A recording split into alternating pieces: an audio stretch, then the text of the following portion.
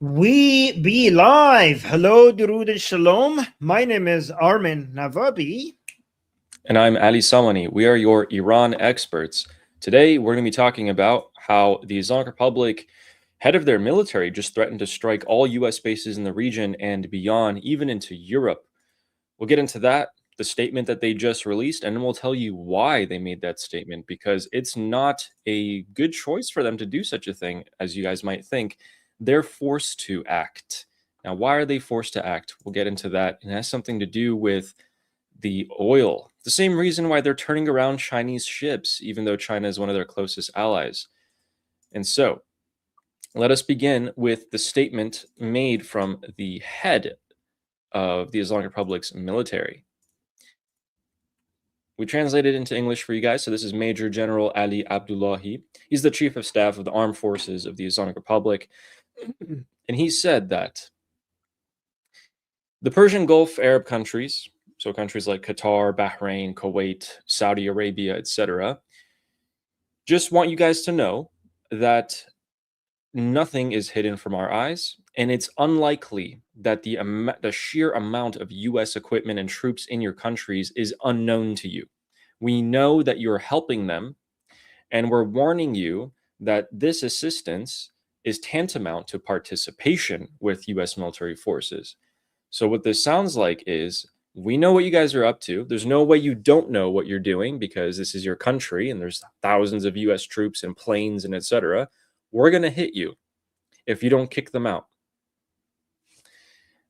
And this is the most urgent piece, because Armin, have they put out an official letter like this before, threatening all the countries of the Middle East? Because it's usually like, oh, our brothers, our Muslim brothers, we're just hitting the bases on their land. We're not hitting the Arabs themselves. But this time, this feels a little different. This feels like they're going to hit the host countries themselves.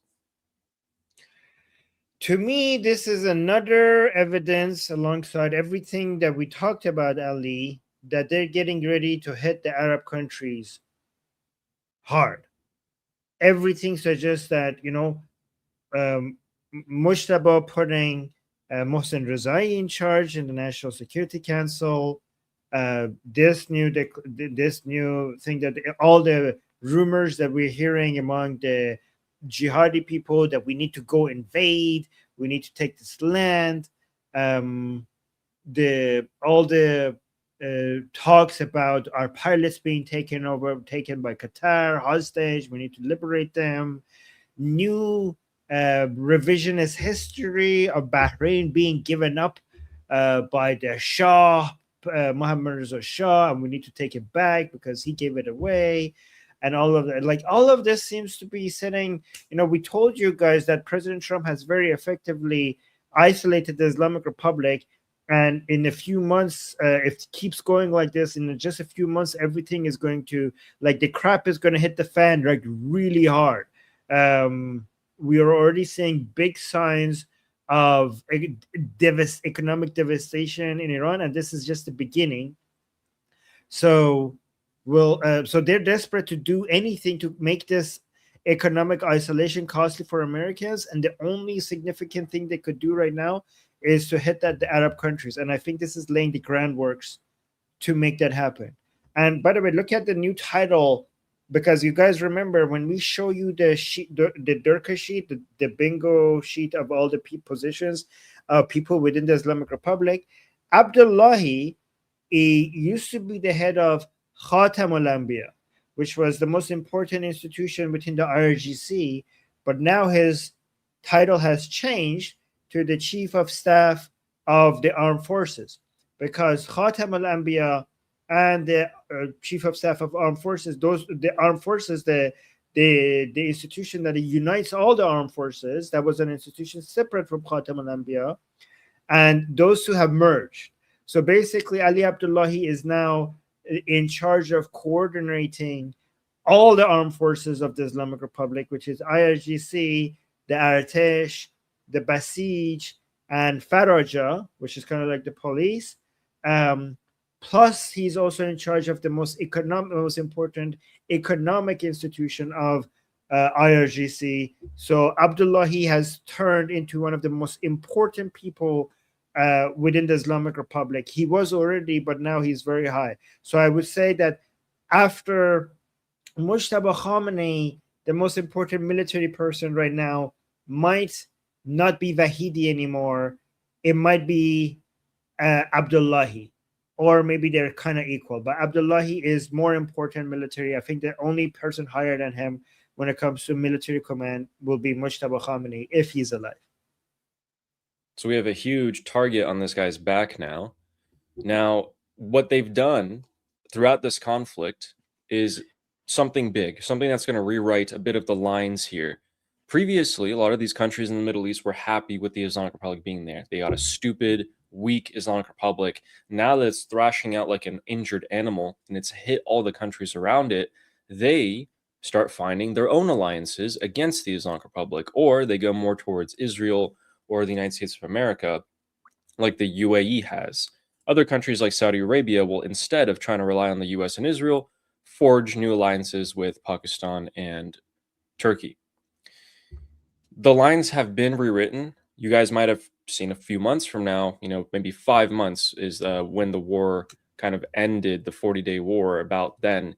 Since then, there hasn't been anything too grand. It's been preparation for another war that's on the horizon at the moment.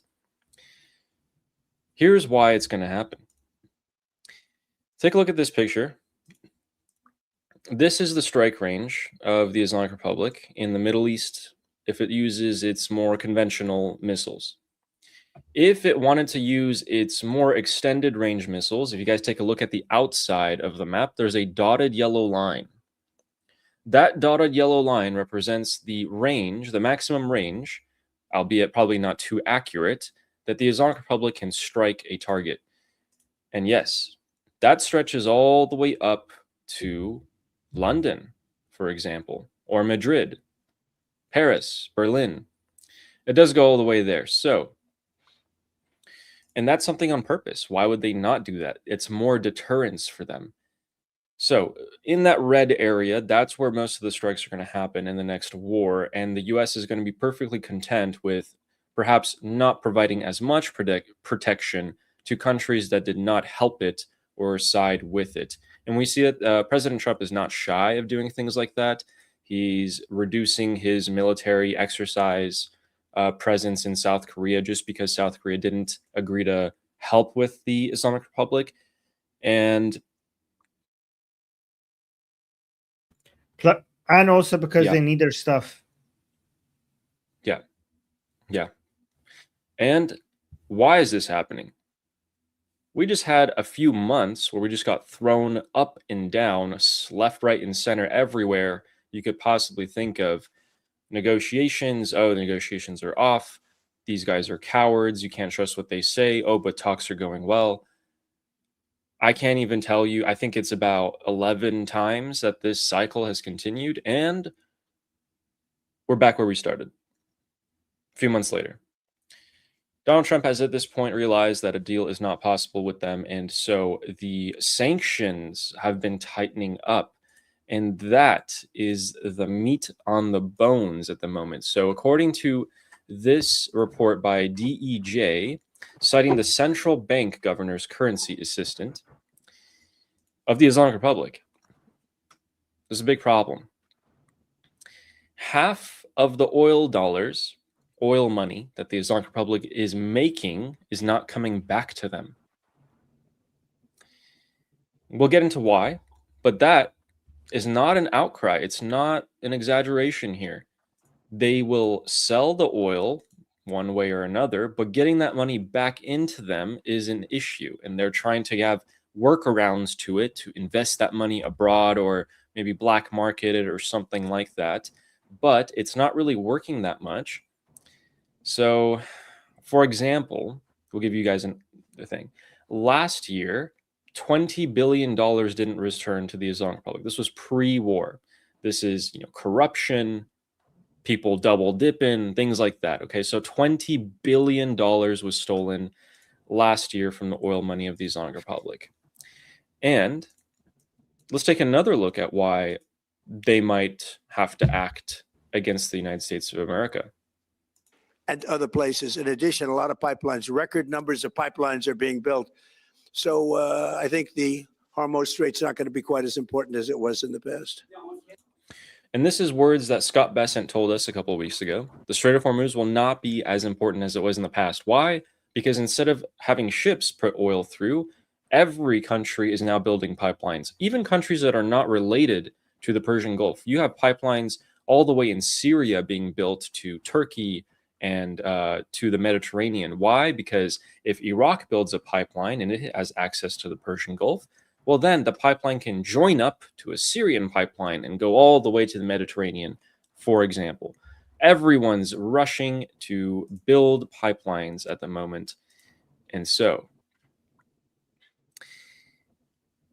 here's a couple more insider information. So you guys just got info from the deputy assistant for the oil revenue there. And then we have a journalist in the Islamic Republic. This journalist, whose name is Ali Abdollahi, and he is very close to the circles of power in the Islamic Republic, and he said, quote for quote, quietly transporting oil through the southern route of the Strait of Hormuz by the United States will cause the Strait of Hormuz to lose its importance and status. If this continues, the United States will not lift the siege, nor cancel any sanctions, nor release any funds. Couple things. The Islamic Republic had a chance to negotiate. They had a chance to get the MOU. They chose not to. In fact, the day they buried their supreme leaders there, they started attacking ships, which caused President Trump to be quite angry. I've never seen him more angry than that personally. Their negotiation phase is gone. The chance of, dangling a carrot in front of them is gone. Now they're just getting the stick, and the stick is getting larger by the day. The United Arab Emirates is joining in wholeheartedly, not because that they want to, but because they don't have a choice. For those who don't know, the Islamic Republic has been under sanctions for a long time. I mean, how many years has it been? It's been like 20, 30 years, something like that, right? These sanctions, the way that the Islamic Republic got around them was they had a guy named Khatami. They had a lot of other people as well, but Khatami came up with the idea of a shadow fleet. Hey, let's make the tankers, not in our name. We'll make some shell companies, bounce it around, money laundering, this and that. That's how we can get around the sanctions. One of the countries that helped the Islamic Republic for decades is the United Arab Emirates, because it was profitable for them. A lot of countries did this, by the way. It's not just them. Everyone in the region benefits from a dumb and stupid, weak Islamic Republic because they benefit off of it. Well, over the last couple of months, more and more pressure has been placed on the UAE by the United States of America, and the UAE has finally caved in. Not because they wanted to help out of the goodness of their heart or overthrow this regime, because they caved into the pressure. They finally realize it's more worth it to get rid of them than it is to keep them now in August of 2026. So, Armin, as we know, the Islamic Republic has two economic lifelines. One is the UAE and the other one is China. They're hurting both of them. And both of them, China hasn't turned against the Islamic Republic yet, but it's about to. The UAE has. So about 80% of the Islamic Republic's imports are actually procured through the markets of the United Arab Emirates. And then the Islamic Republic actually pays a premium to get these products from the UAE, about 5 to 20% premiums. That's why the UAE loves it, because they make money on it.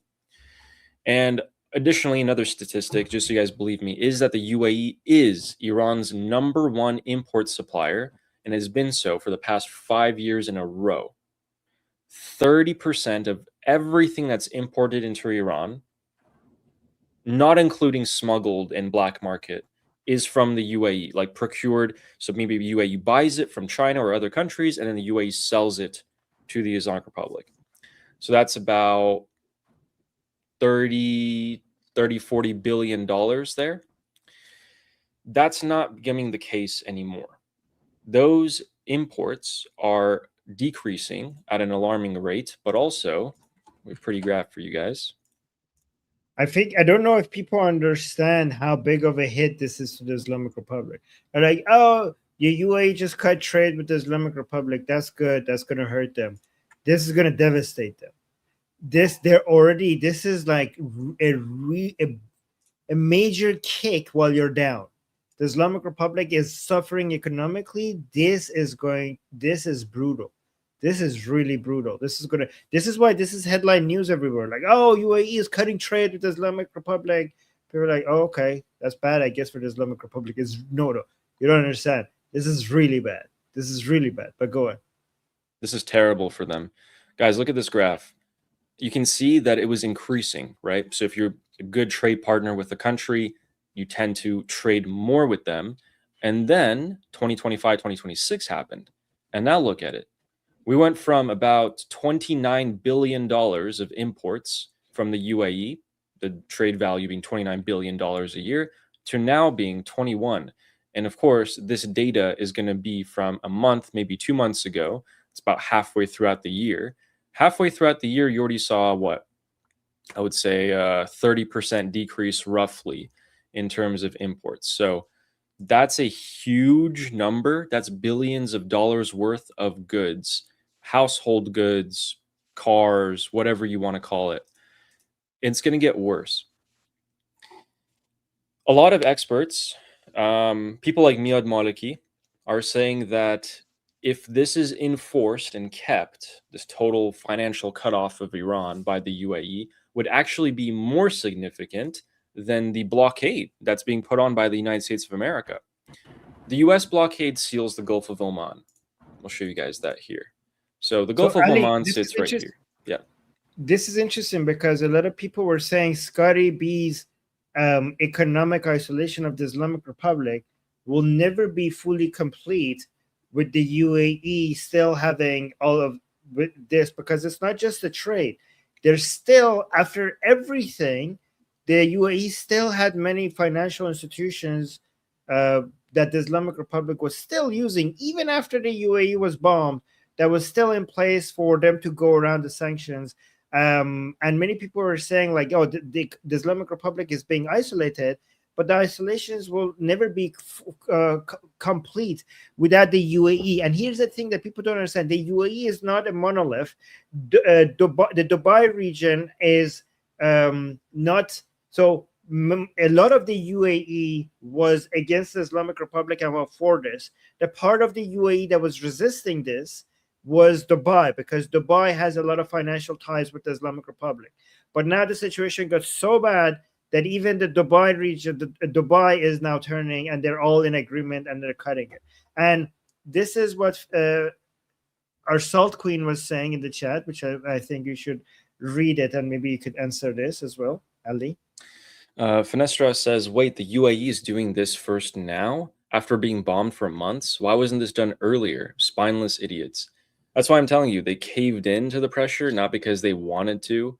This is them being forced by Scott Bessent to do this, not out of the goodness of their heart. They can be bombed for months, maybe even years. Who cares? Touch their money, and though. It's worse. Yeah, and it's worse because not only did they not do this, they paid the Islamic Republic, and I think $3 billion after they were bombed. And they're like, can you please stop? We'll pay you to stop. $3 billion. And the Islamic Republic went like, okay, maybe for a few weeks we'll stop bombing you, and then use the same money to go and build more missiles and drones that they now are, they started hitting the UAE. The same money that the UAE gave the Islamic Republic to stop hitting them, they're using the same money to buy the missile components from China to then hit the UAE again, which is embarrassing, pathetic. But yes, go on. Correct. And where was I? It was right. So the Gulf of Oman is where the blockade is for the United States of America. So that's right here, guys. This line that I'm going to draw for you right there, that's where the blockade is. It ends just after the cutoff of the border of Iran right there, cutting off every single oceanic port. Actually, they only have one. But that is, let me get rid of that. So, no crude carrier from the Islamic Republic has left since July 12th. So that's about a month and a week right now. But what ended up happening since then was that the Islamic Republic and the UAE made a deal. Couple of deals. One such deal was, hey, UAE, me, the Islamic Republic, I'm going to bring my ships over here, just off your coast, and we're going to conduct some ship-to-ship transfers of oil. I'm going to give you some oil, then you carry it out of the Strait of Hormuz, and I won't hit your ships. That way, I get paid, and you get to export oil and make some money as well on a premium. Except the US caught on to that, and they gave the UAE an ultimatum: stop doing this or lose our support. And they stopped doing it. As soon as they stopped doing it, the Islamic Republic saw it as a backstab, and they started hitting UAE ships, actually hitting about 15 over the course of like the last month and a half. And especially last week, they hit, I think, 4 in a row every single day. Yeah, that's not looking too good for the UAE. So them, and only after the United Arab Emirates realized that even if I pay the Islamic Republic billions of dollars, trade with them, be one of their only economic lifelines, they will still hit me. Maybe it's not such a good idea to stay with them. I think this might be, this might be compared to that word called appeasement that perhaps occurred in World War II. I don't know though. So anyway,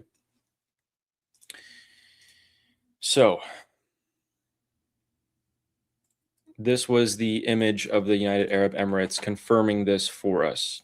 It's all written in Arabic, but what they're saying is that's it. We're done. We're not talking to the Islamic Republic anymore in terms of the financial sector. It's all done.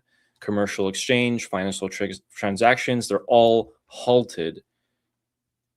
But that's not the only thing. We told you guys that they have another lifeline.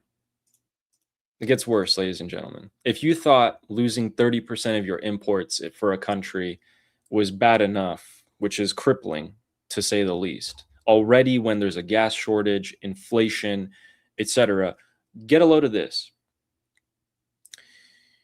Let's go back to what we have here for you guys. We have some Chinese ships that got turned around. Yes, they got turned around. This poor ship, and when I mean poor ship, I have no sympathy for it all, it's called the Hestia. And last night, we told you guys that this ship may have been fired upon when we got news that there was some missiles fired into the Strait of Hormuz. The Islamic Republic always comes out and says, it wasn't us. It wasn't us. We didn't fire missiles. Who else here has missiles to fire aimed towards the Strait of Hormuz? Is there anyone else? No, there's no one else. So we told you that this ship, namely the Hestia, a Chinese flagged ship, was going to traverse the Strait of Hormuz, and then it did, and we said, oh, the missiles might be aimed at it. Well, it was. The missiles were aimed at it, so it actually makes it roughly all the way through the Strait of Hormuz there before having to loop back around. It got targeted and told by the Islamic Republic that you got to get out of here. That's a Chinese ship trying to get in, by the way. In. At the same time, 2 days ago, we also covered this for you guys, another Chinese vessel was attempting to leave the Strait of Hormuz and was also ordered to turn back around.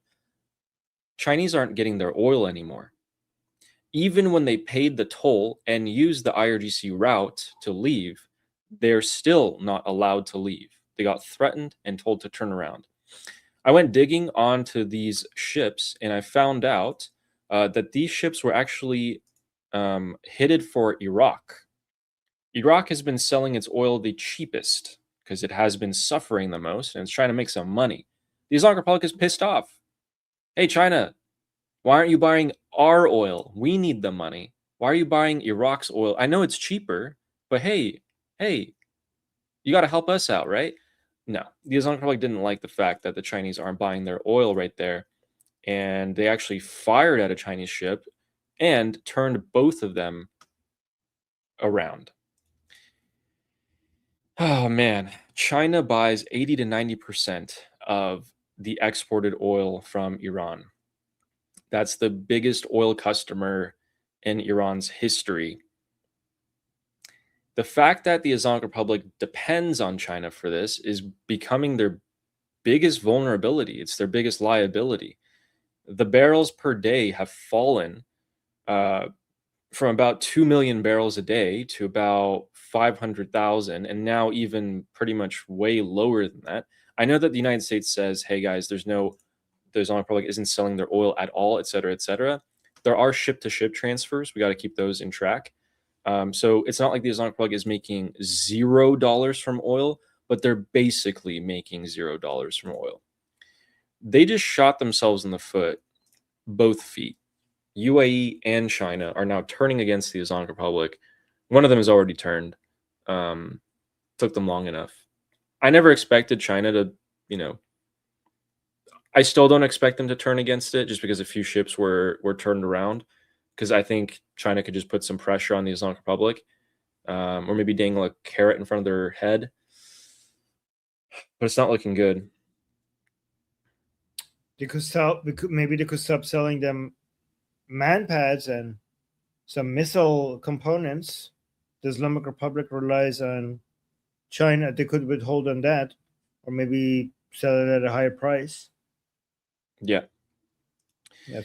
Why would you buy man pads, by the way? It's just weird, if you're trying to end the war, as the Islamic Republic says, a little strange that you're buying more weapons to me. I mean, at least with man pads, you could say that they are defense. The missile components, that is even worse that they're buying from China. Yeah. And also China, by the way, China has a good reminder that China has been supplying the Islamic Republic with man pads and missile components from day one of this war, and there hasn't been a single period of time that they stopped. So if anybody suggests that China didn't provide support to the Islamic Republic against the Americans, they have always supported the Islamic Republic against the Americans. So if you see Americans being killed by the Islamic Republic, it's also being killed by both China and Russia. The Islamic Republic is a proxy of both China and Russia, and the Chinese and the Russian governments are directly responsible for killing Americans. Yeah, absolutely. Guys, we have an article that was released today by Axios. Barak Ravid wrote it, who has the president's phone number, talks to him all the time. And there was a couple of things that I wanted to tell you about it. So Barak Ravid cited multiple U.S. officials. He cited the president of the United States, and he said a couple things. It's a long article, but I'm just going to tell you. He's saying about 10 million barrels a day are being exported out of the Middle East. That's actually 5 million barrels a day different than what Chris Wright, the energy secretary, is saying. So it looks like there's some officials in the U.S. administration who kind of got their numbers a little bit off, which is just one thing to note. Another thing is that the task force overseeing the Strait of Hormuz operation is actually being run out of Fort Bragg in North Carolina. So military, never in history has military warfare been conducted halfway across the world at this level. But they also said that about 15 to 20 ships are moving through the strait every night with their transponders off. Yeah. And then finally, that Trump said it's a waste of time to negotiate with these people. They're liars, they're cowards, and for now, we are not going to do this. But we perhaps could negotiate with them in the future. So that door is always open for them. And then, lastly, Barak Ravid also said, transponders off and lights off as well during the night. They go through the night. They turn off the lights. So guys, imagine if you're on one of these ships, they turn all the lights off and they go through the southern route, through the Omani route. And, CNN did a report that confirms that President Trump is right. CNN, of all places, had a massive report showing that the millions of barrels are going through the southern route, and that's why oil prices are low. So that's interesting. Yeah. I mean, that's not all. They're doing the US is doing some high tech operations in this area. I heard rumors about it before, but this is tech that has not been used before. But lastly, before we get into that, Barack Ravid also, so Axios is saying that Trump is actually going to meet his senior advisors today to discuss the latest draft agreement and make a decision by tomorrow. When asked, the president was asked what he's going to be meeting about and making a decision about. President Trump told Barack Ravid that he's a solid 50-50 on the Iran deal or bombing. That's what he's going to make a decision about today, according to Barack Ravid. So, now we have some information from within the Islamic Republic for all of you guys. So within the highest levels of the political circles in the Islamic Republic, whether this is true or not doesn't matter. It only matters that they believe this. So officials in the Islamic Republic are saying the Americans are using specialized ships to remove sharp rocks and obstacles on the seabed or perhaps in shallower areas that may block ships from using the southern route of the Strait of Hormuz. That's the southern route, the American-controlled route. They're making it wider and bigger and better, which is insane. I mean, you got to like drag something along the seabed or something for that to destroy these rock formations, or perhaps divers with TNT. I don't know, but that's what the Islamic Republic believes is happening, and that's going to add on to the pressure that more and more ships eventually will transit the Strait of Hormuz. More and more pipelines are being built to also reduce the value of the Strait of Hormuz. And every day, the Islamic Republic gets weaker and weaker. Every paycheck cycle that occurs, the government isn't able to pay its employees. Armin, who is employed by the government of the Islamic Republic? Oh my gosh, so many people. But most importantly, are all the armed forces, but so many nurses, teachers, government employees are a major percent. The government is a huge employer in Iran. There's a big percentage of the Iranian people whose job is working for the government. So, it's a command-based economy. It's controlled by the government, so you could expect many people's jobs to be government jobs. So all of those people are not going to be able to get paid. But most importantly, the armed forces. Yep.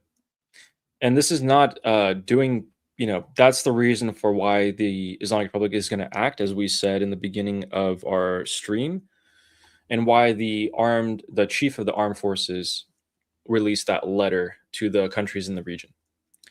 Another thing is that because we conducted operations in the south of Iran, by we I mean the United States military, the radars have been all pretty much destroyed. That's something we reported on a couple months ago.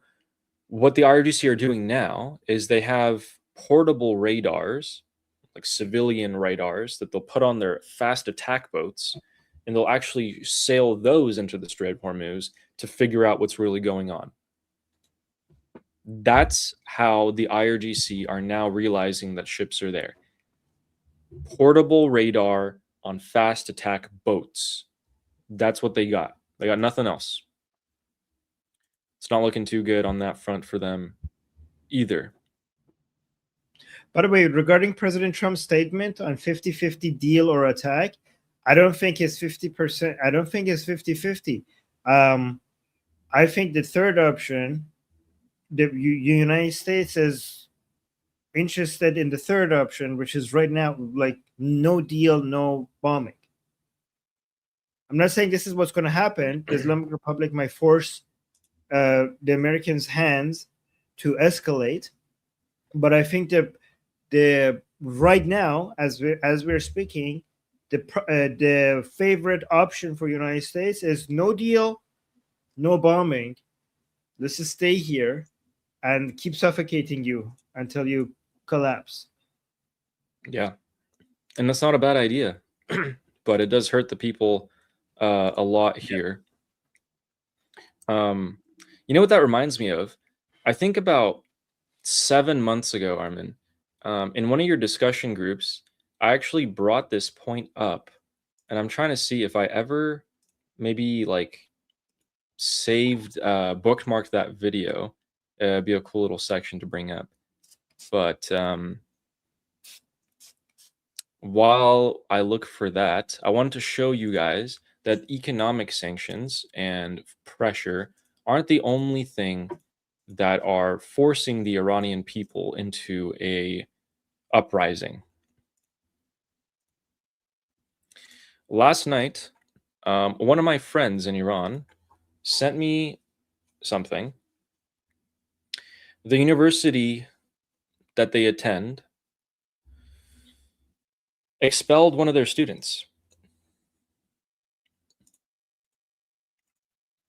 Why, you may ask? Well, I'll show you the video. This is the letter for them being expelled, and here is the reason why.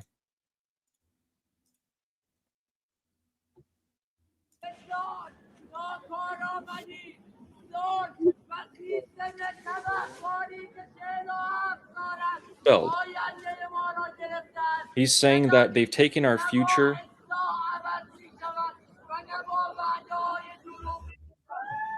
And listen to this. Listen to this part.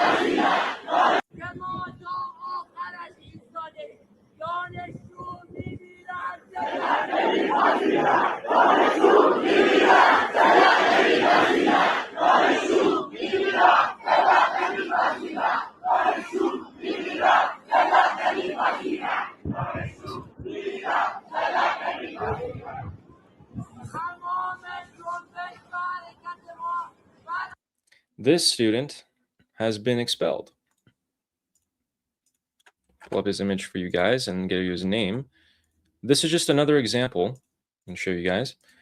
His name is Ali Reza Jafarzadeh.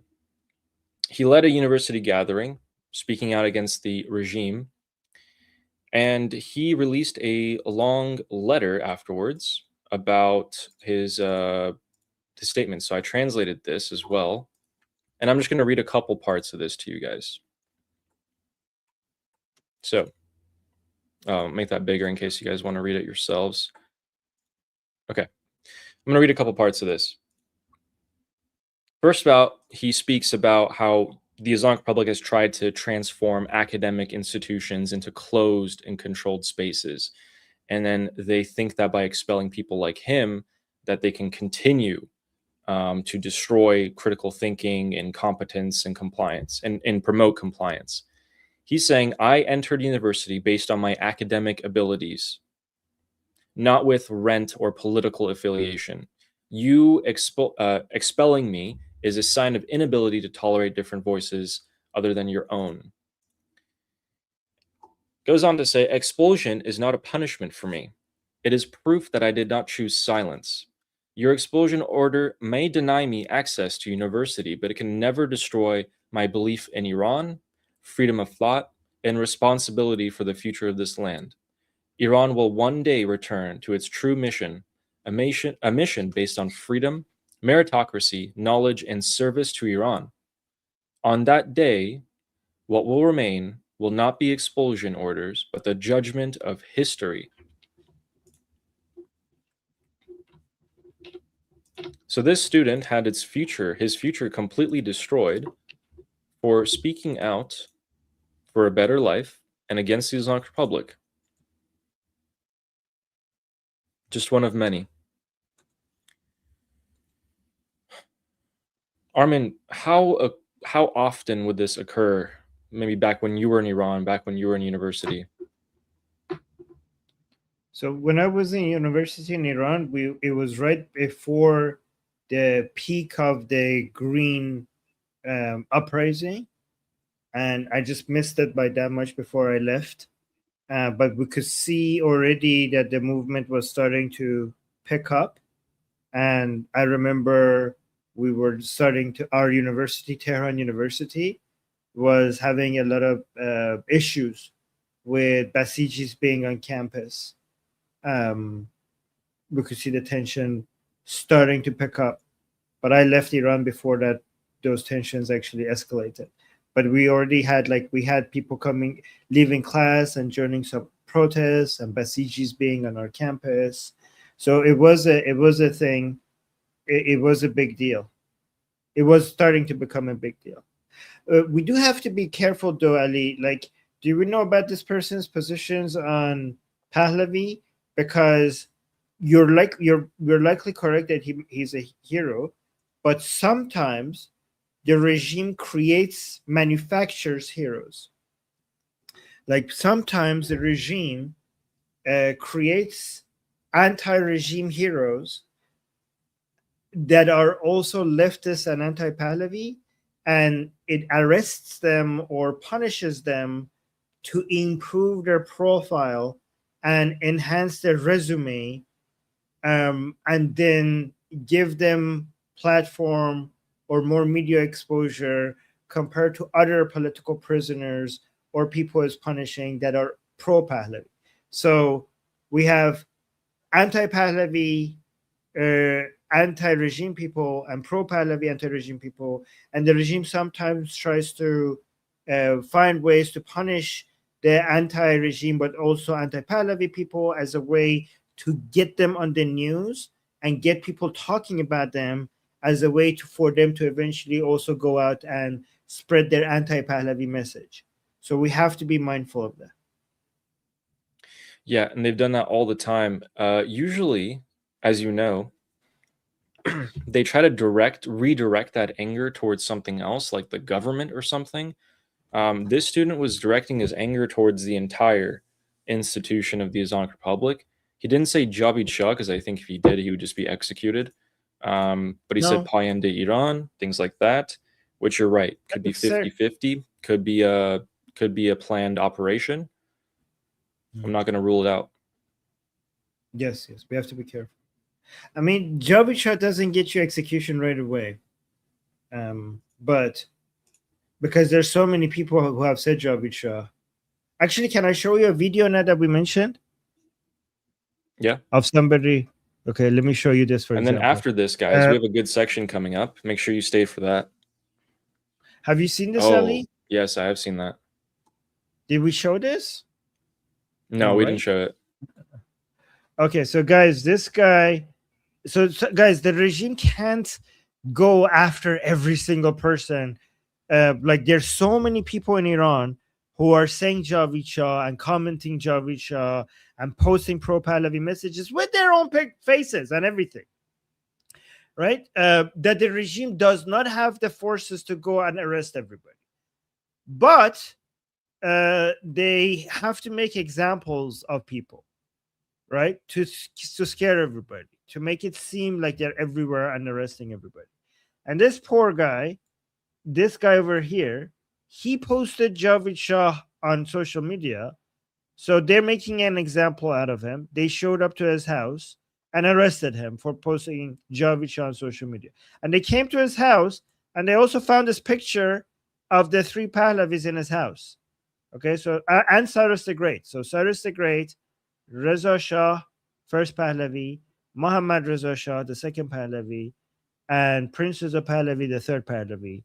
So he had this framed in his house, and they're like, "Look at this guy." So this is on TV, like they're embarrassing him. So تحت تاثیر قرار گرفته و اینم تابلویی بوده که روی دیوار خونه. Like so, he was under the influence of like propaganda, and look, this was also the frame that he had in his house.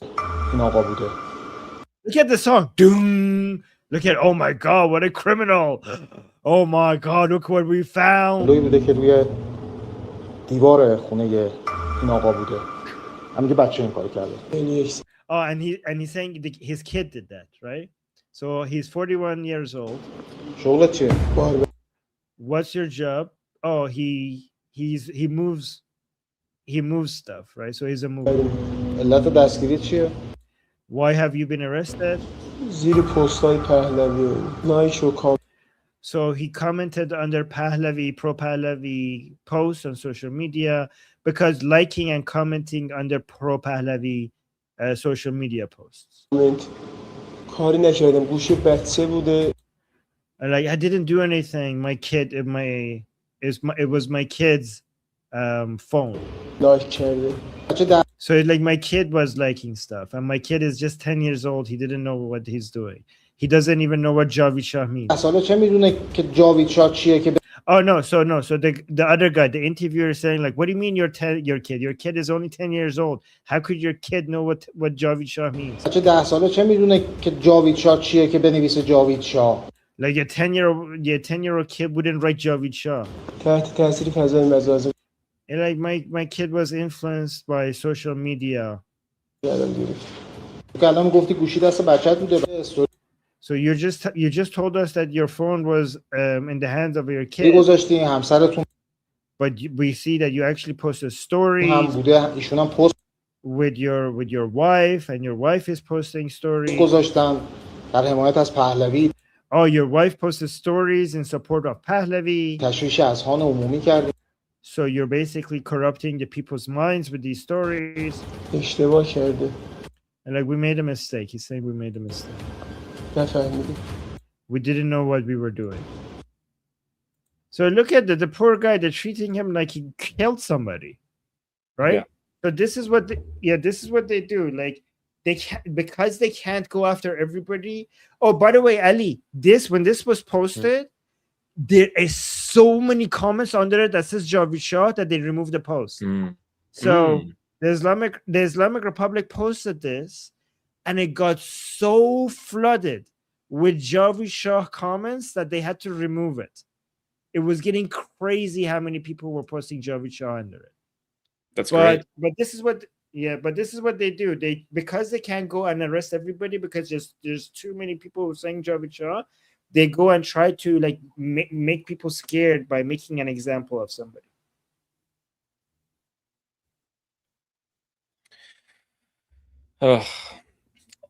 Let's show you guys a clip of why this is so stupid. Two things actually. One, they have no money, and instead, because they have no money, you know what they're doing? They are saying that everyone in Iran should everyone in Iran should fund the sacrifice for 10,000 sheep to ensure Mujtaba Khamenei's health. Mujtaba Khamenei, the current supreme leader, is on his deathbed. The Islamic Republic wants people to come and donate to the government so they can buy 10,000 sheep and slaughter them to somehow ensure that Mujtaba Khamenei doesn't die. Each sheep is priced at about 250 million riyals. That's about $132. You can buy a sheep in the Islamic Republic. And this is just serving to piss people off even more. You don't have any money. This is what you want to gather money for. This is when you spend your money on. And that's not all, guys. By the way, this is Hemmati, by the way. This is Hemmati. This is like the head of the Federal Reserve for the United States. Okay, he's the head of the central bank of the Islamic Republic. He just came out on state media tonight in Iran, about 4 or 5 hours ago. And he said, we ran out of money. Sorry. Yeah. But it's not my fault. But it's not my fault. I didn't do it. And it's gone. And it's gone. He's like, I don't have anything to work with. The blockade, they won't give us. He starts whining about how the Americans are keeping the frozen assets of the Islamic Republic and things like that. Anything but to blame themselves for their mismanagement and corruption, for their warmongering. When you come out on state media and you're the head of the Federal Reserve of the Islamic Republic, the central bank, you're like, hey, we have no money. We're bankrupt. What in the world do you think is going to happen after you say things like that? If you just sent, a random reporter analyst to say it, that's one thing. This is an official of the Islamic Republic at the highest level coming out and being like, we're effed, we're screwed. Okay.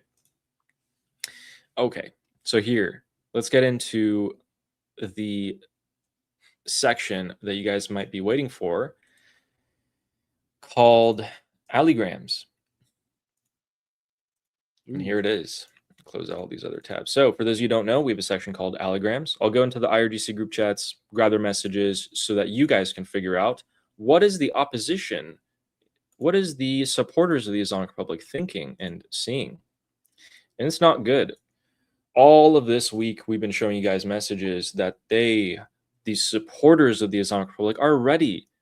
They're ready to stop supporting the government. They know that an uprising is on its way. And this person says, unfortunately, the air smells of fresh blood. It is still unclear how many of these people are going to be killed, whether the owner of whether the Imam of, the Mahdi, the 12th Imam, understands it or not. We'll put it back into Farsi in case you want to read this for us, Armin. The English translation was a bit off at the end. متاسفانه بوی جوی خون تازه میاد. Like, unfortunately, it smells like new rivers of blood are going to flow.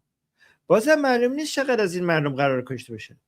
It's again, we have no idea how many of these people are going to be killed.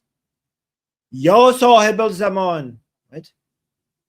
And something Arabic, Ya sahib al-zaman. Okay, that's Arabic.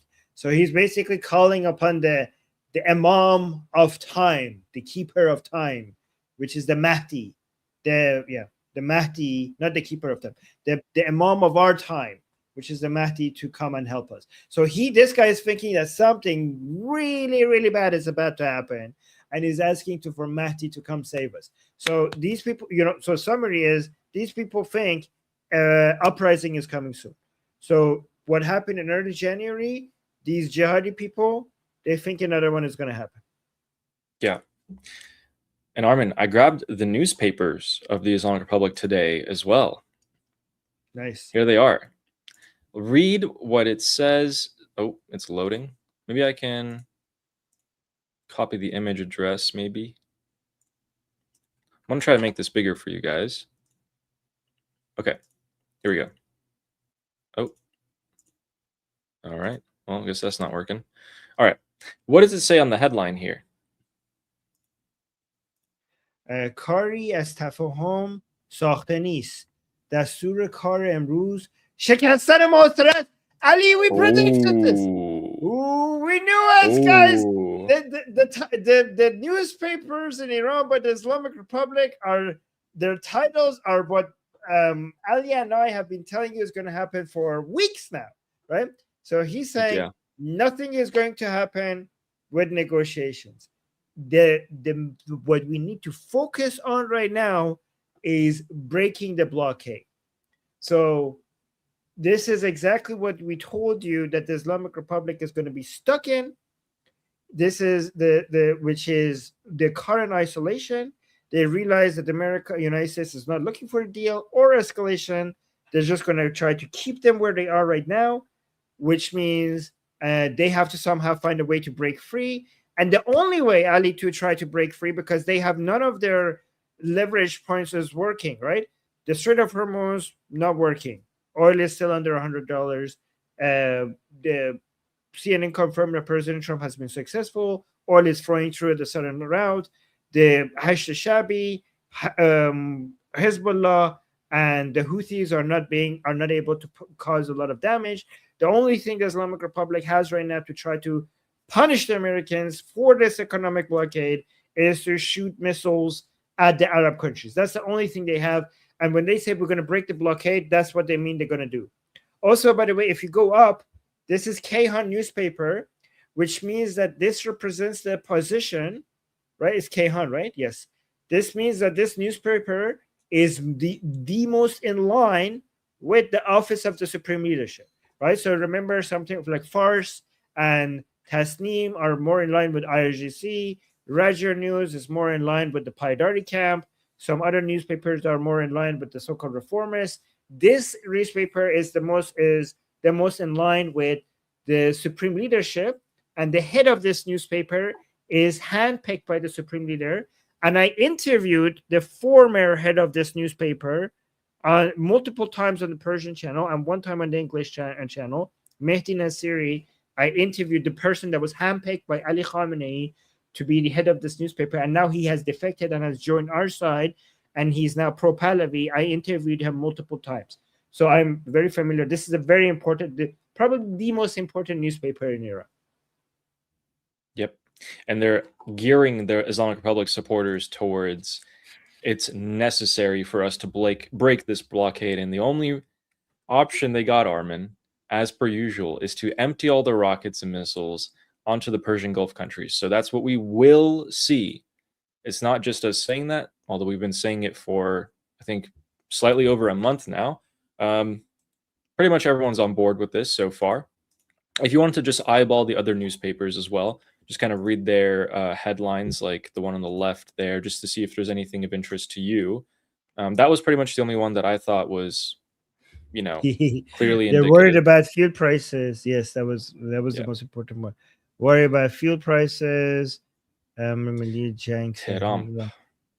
Guys, this is how you spell Trump in Farsi right here. Tehran. That's why people say Tehran, because it's pronounced Tehran. Yeah, it's Persianized. For Yeah. example, train is Tehran, star is Setare. Yeah. And brother is Barodar. And so let's keep on going. We have another person. This is in response to another post. So one of the Durkas came out and said, whoever negotiates with the killers of our martyred leader, Ali Khamenei, is a traitor. And this person said, this is another regime supporter, another Durka named Mina. She's saying, we do not believe in negotiating with the devil, and we certainly cannot trust America either. However, many of our compatriots who are tired of war like us think that instead of resisting, we can negotiate. Therefore, some people should go to negotiations on behalf of the country, and by resisting in the negotiation arena, show our own people in the world the evil and unreliable nature of America.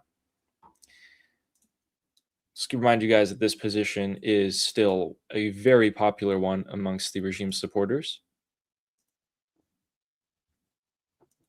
The evil Americans.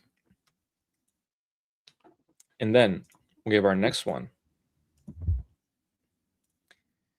This is another regime supporter with borderline, different, let's just say, opinions and thoughts than the norm, saying, God, we are not enemies of our country, but we have to defend a place where a bunch of corrupt people, thanks to the unwavering support of the people who voted them in, are sitting in the presidency. They can continue their dirty work with peace of mind, and the people will make sacrifices to maintain the security of this ghetto. This is going to be better in Farsi here. So, guys, a lot of these people are redirecting their anger and their rage towards the government of the Islamic Republic, their own supporters. Do you want to read this real quick, just to see if there's anything you want to say about it? خدایا ما دشمن مملکتمون نیستیم، اما زور داره از جایی دفاع کنیم که یه مش فاسد درونش به پاس حمایت‌های بی‌دریغ مردم بر صندلی ریاست تکیه بزنن، با خیال راحت به کثافتکاری ادامه بدن، مردم فداکاری کنن برای حفظ امنیت این پوفیزا. Okay, so he's praying to God and he's saying, oh my God, Ali, these are the jihadi people who are thinking of defending the regime. Yeah. Because this guy is praying to God and he's putting his prayer here. He's saying, God, I promise you that I am not against defending this country. By this country, he means the Islamic Republic. But honestly, are we defending these people like Pezeshkian, who's sitting on the seat of power, like with their corruption? So basically, let me just summarizing it, saying that this person does not want to protect the regime. If protecting the regime means protecting the powers of people like Pezeshkian, right? So remember, guys, a lot of people say like, okay, if these jihadi people, if they are turning more and more against the regime because they're losing faith in the regime, would that reduce the suppressing power of the Islamic Republic? And we said, yes, in many ways, One of them is that the people who used to come out and defend the Islamic Republic and fight for the Islamic Republic, they are openly telling you that they're not interested in doing so anymore because they're technically defending the people that they find corrupt. A while ago, we started showing you messages like this. I'll tell you, as someone who reads all the messages, the thousands of messages, I'd find one maybe every 400 messages. I'd find something like this. Now it's like one every 100. I find these all the time now. The two. So Bill, oh yeah, sorry. The Go two on. big things. One, an uprising is coming.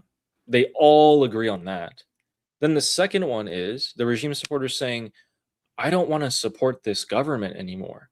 It's not the Islamic Republic I know, especially not with the current leadership. This is garbage. So I just want to address this comment. Bill is saying, dummy finally realizing. No, actually, it's the opposite, Bill. He's falling farther inside the delusion, okay? Because these people's complaint, like understanding what that is not that, oh, they finally realize that the regime is corrupt. No, these people want Islamic governance. Their understanding is that the regime has been infiltrated by as if the Islamic governance itself is pure and the Islamic regime was a good thing, and now it's becoming corrupt by these anti-Islamic, as if the essence of the Islamic Republic is not corrupt, but these corrupted people have infiltrated the Islamic Republic and have ruined it. Okay, these agents of the Americans and Zionists have infiltrated, and now the Islamic Republic, they are against the Islamic Republic because they think it's no longer Islamic, that it represents something else. So they're actually getting more delusional. These people, this is not them waking up. This is them falling farther in this delusion, this fantasy world that they have built. Armin perfectly said. Guys, they think the Islamic Republic can do no wrong on its own. They think that the bad apples in the Islamic Republic are enemy agents corrupting their precious Islamic Republic. Trust me, they'll never wake up, ever. Especially not when you have more and more people who says this. Look at this. So this guy, his name is Reza Falasorati. So he's saying most of our problems in Iran are just due to mismanagement. And the fact that the party ruling this country has no expertise in the Treasury Department, but is an employee there somehow. And in many other places like this too. Like they don't have expertise, but they work at the Treasury. Like how does that even happen? That's our problem. It's mismanagement. Otherwise, what does domestic production of things like potatoes, cucumbers, tomatoes, meat, and chicken have to do with sanctions? That's a good point. Maybe he's close to it. Yeah. I mean, actually, no, because this guy doesn't understand how economic works. Let me tell you, okay? Let me translate what this guy is telling you, okay? This guy represents the type of people who think like, guys, we have the right ideology, but we suck at management, okay? Like we have the pure, perfect Islamic grade A ideology, but why do we suck at managing things, right? And then his idea of proper management is more centralized government intervention, but in the right way. So he's completely. He's almost there. Something that we have. I mean, he's walking towards the wrong direction, right? Because a lot of people think that, oh, the people who are in charge in Iran, they manage the economy wrong. And we should get people who are expertise to manage the economy properly. But that is not the correct answer. You shouldn't be managing the economy. You should just let go of the economy. The problem is that you think there is a proper way for the government to manage the economy. There is no proper way for the government to manage the economy. The government should say the F out of the economy. Let the private sector flourish itself. Get the hell out. Get the IRGC and everybody out of the country. Anyways, here's another thing. Yeah. When he says, otherwise, what does domestic production have to do? Potatoes, cucumbers, tomatoes, meat, and chicken have to do with sanctions? Everything, because that domestic production requires things from outside of the world, from outside of your country. The chicken needs, where do you get the fertilizers, the chemicals, the technology, everything that the whole world, there is no khod kafai, there is no 100% self-reliance. Even domestic production is always connected to international trade. Everything is connected to international trade. Nothing, you will never, if you want to be self-reliant, go live in a goddamn cave. There is no way to be 100% self-reliant. Everything is connected to everything else. Anyways. Yes, absolutely. And guys, we have some really good updates coming up. But for now, our last alligram of the day is going to be geared towards Ghalibaf. We got a hardcore IRGC supporter here, a very hardcore IRGC supporter. Just take a look at his profile picture. It's just Qasem Soleimani, and another IRGC commander. Armin, you're going to enjoy this one. In fact, the reason you're going to enjoy this so much, I'm going to have you read this in Farsi.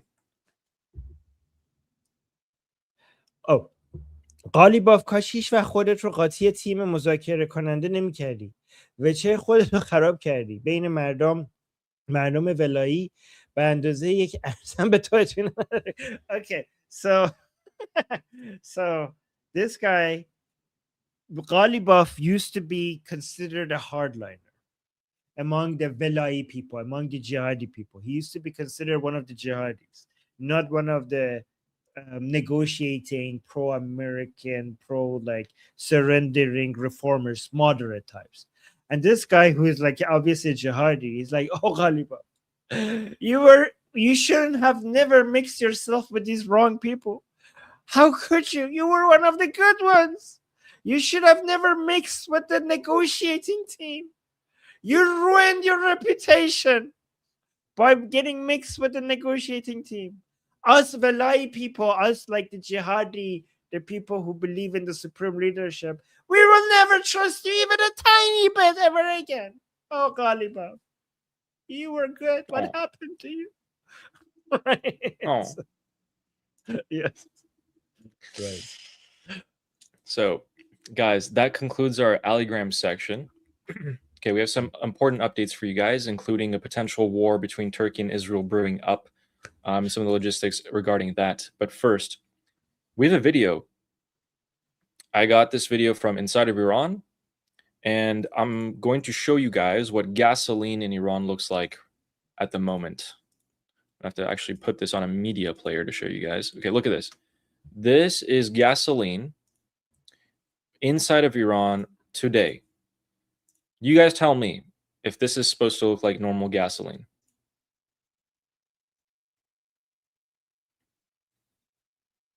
Oh, I know why this is happening. Look at that. That's the gasoline. He's saying, no wonder I keep having to go to the repair shop for my car. Our gasoline is water. So it's actually not water. They put methanol in it and some other random chemicals in it, and they dilute the gasoline.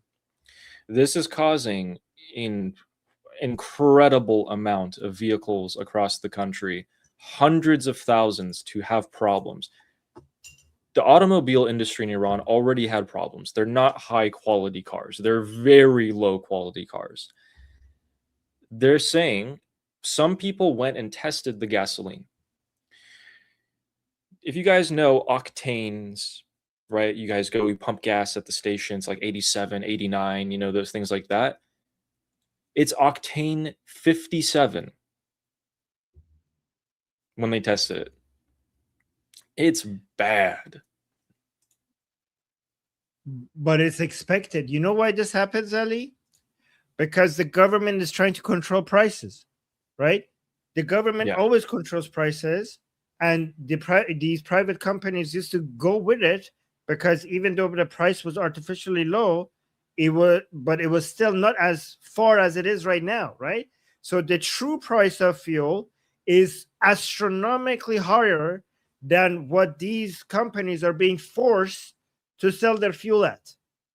So there's imagine you're sitting on gold and the government is like, you have to sell it at 1/10 of the actual price that people are willing to pay for it, right? So you're gonna try to mix it with something else, like, this is mine, I bought this and people want it at this price and I'm being forced to sell it at a lower price.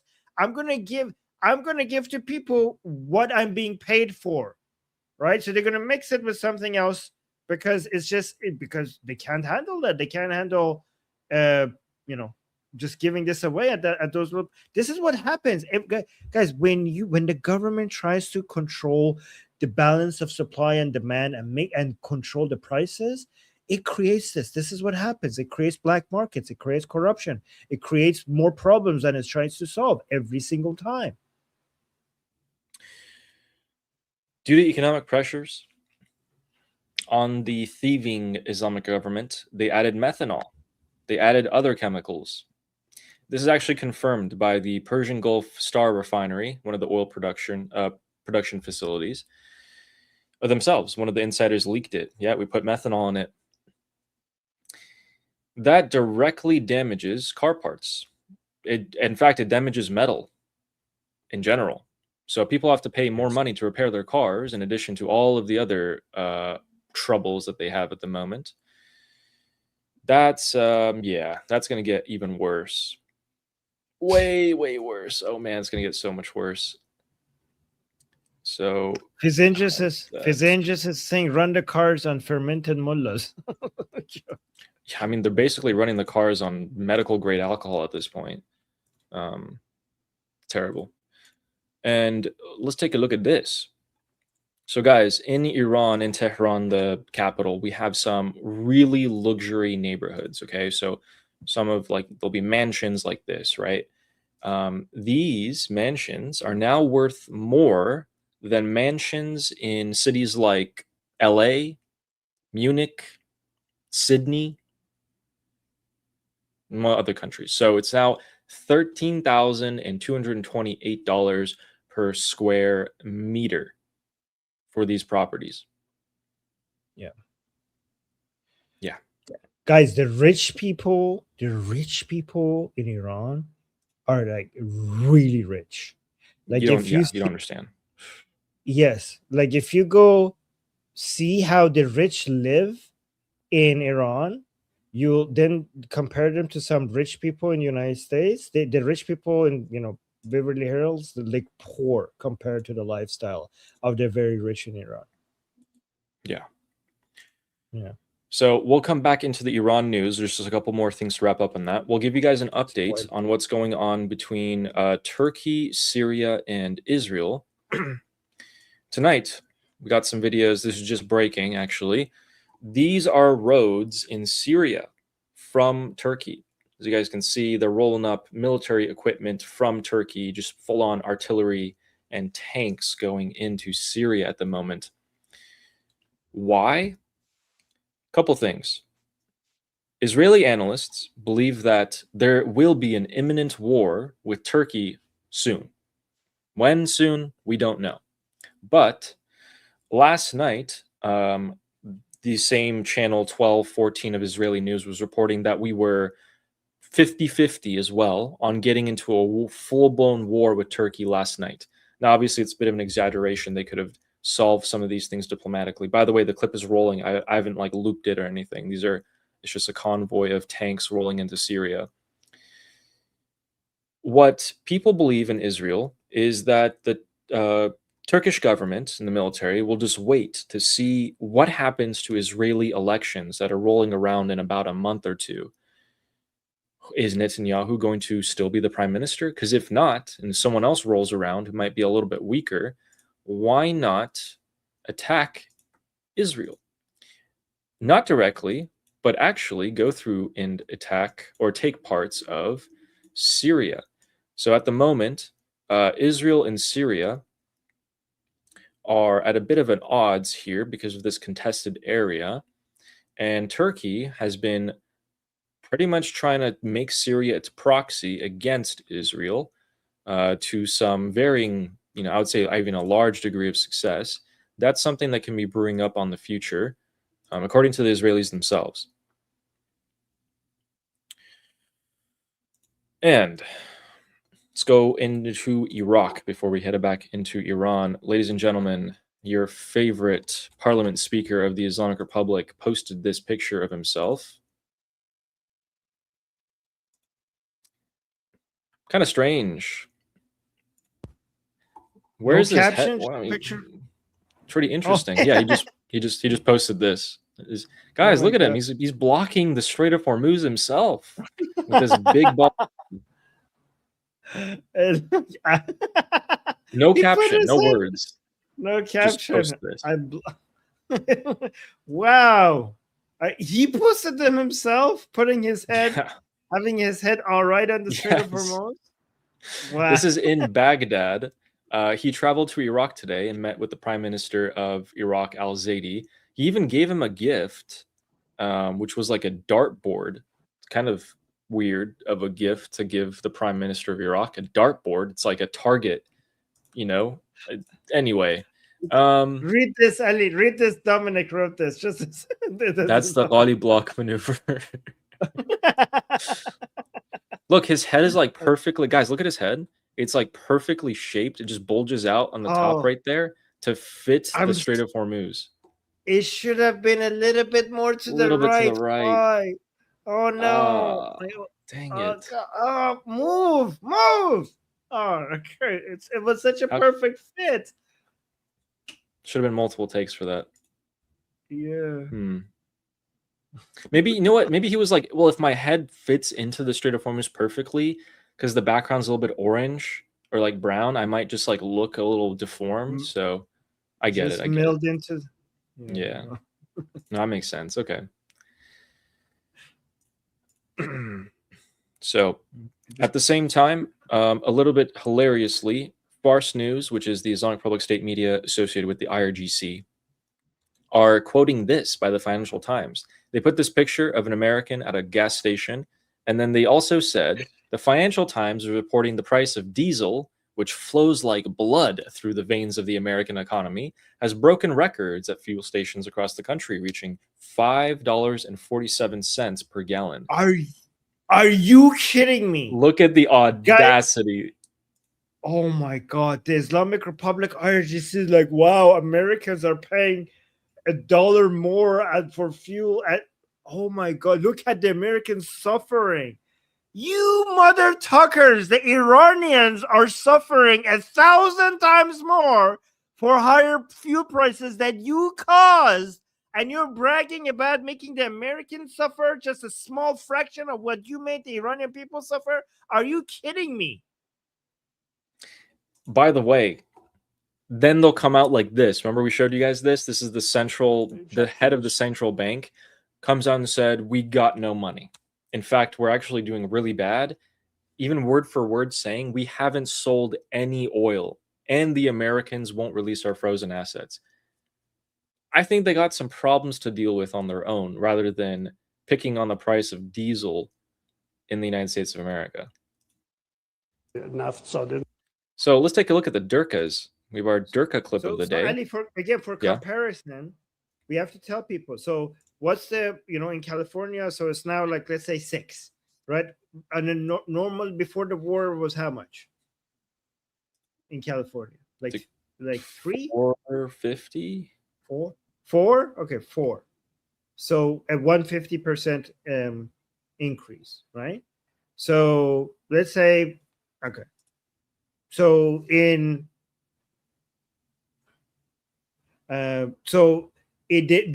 price increase in Iran would be like if in United States the prices went from $4 to $28. That's the price increase that we're facing in Iran, right? Don't look at where they are at, because people are like, oh, in Iran it was only 11 cents per gallon. it doesn't matter. You have to look at the percentage increase, because that's what people, that is the price that people have their lives built around inside Iran. So going from 11 to 70 in Iran is like going from 4 to 28 in United States. Yeah. Yeah. $28 a gallon. Can you guys imagine that? That's what it's like in the Islamic Republic. And why is that important, by the way? Guys, real quick. The economy is used to running on gas that's $4 a gallon. If you suddenly jack it up to $28, $30 a gallon, ooh, you're going to be paying a lot more, not just at the pump, but at the stores, shipping, everything, food, everything goes up. That's what's currently taking place within Iran at the moment. That's a timer. You cannot sit back and just watch your country crumble, no matter if you're a terrorist regime or not, like the Islamic Republic.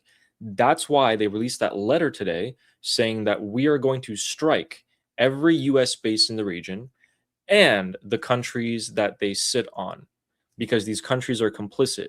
That's preparing the way for the Islamic Republic to strike the infrastructure of Saudi Arabia, Qatar, Bahrain, Kuwait, Iraq, all of these countries with legitimacy, quote unquote. That's going to happen. That's going to happen. Let's take a look at our favorite Durka clip of the day, ladies and gentlemen. This would be attributed to the city of Qom, the religious capital of Iran. Let's take a look.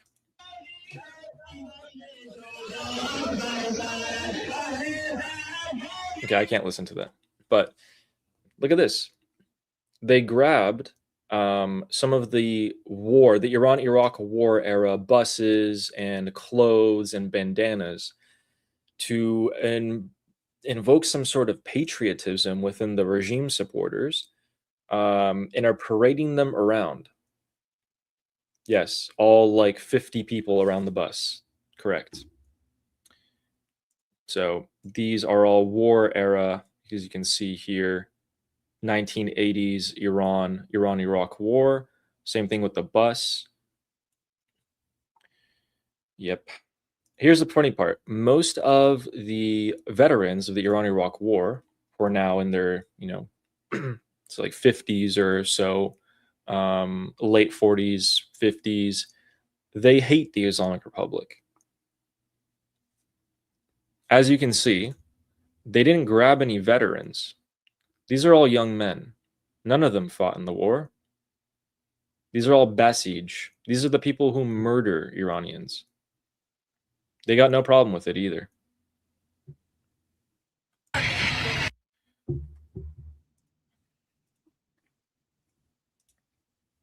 They don't have such a big problem with it that in America, itself,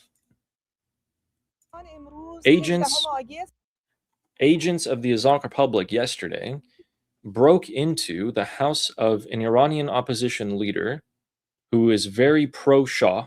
This is one of us, wants a free secular Iran, broke into his home. By the way, they disabled his cameras before they broke in. That raises some questions.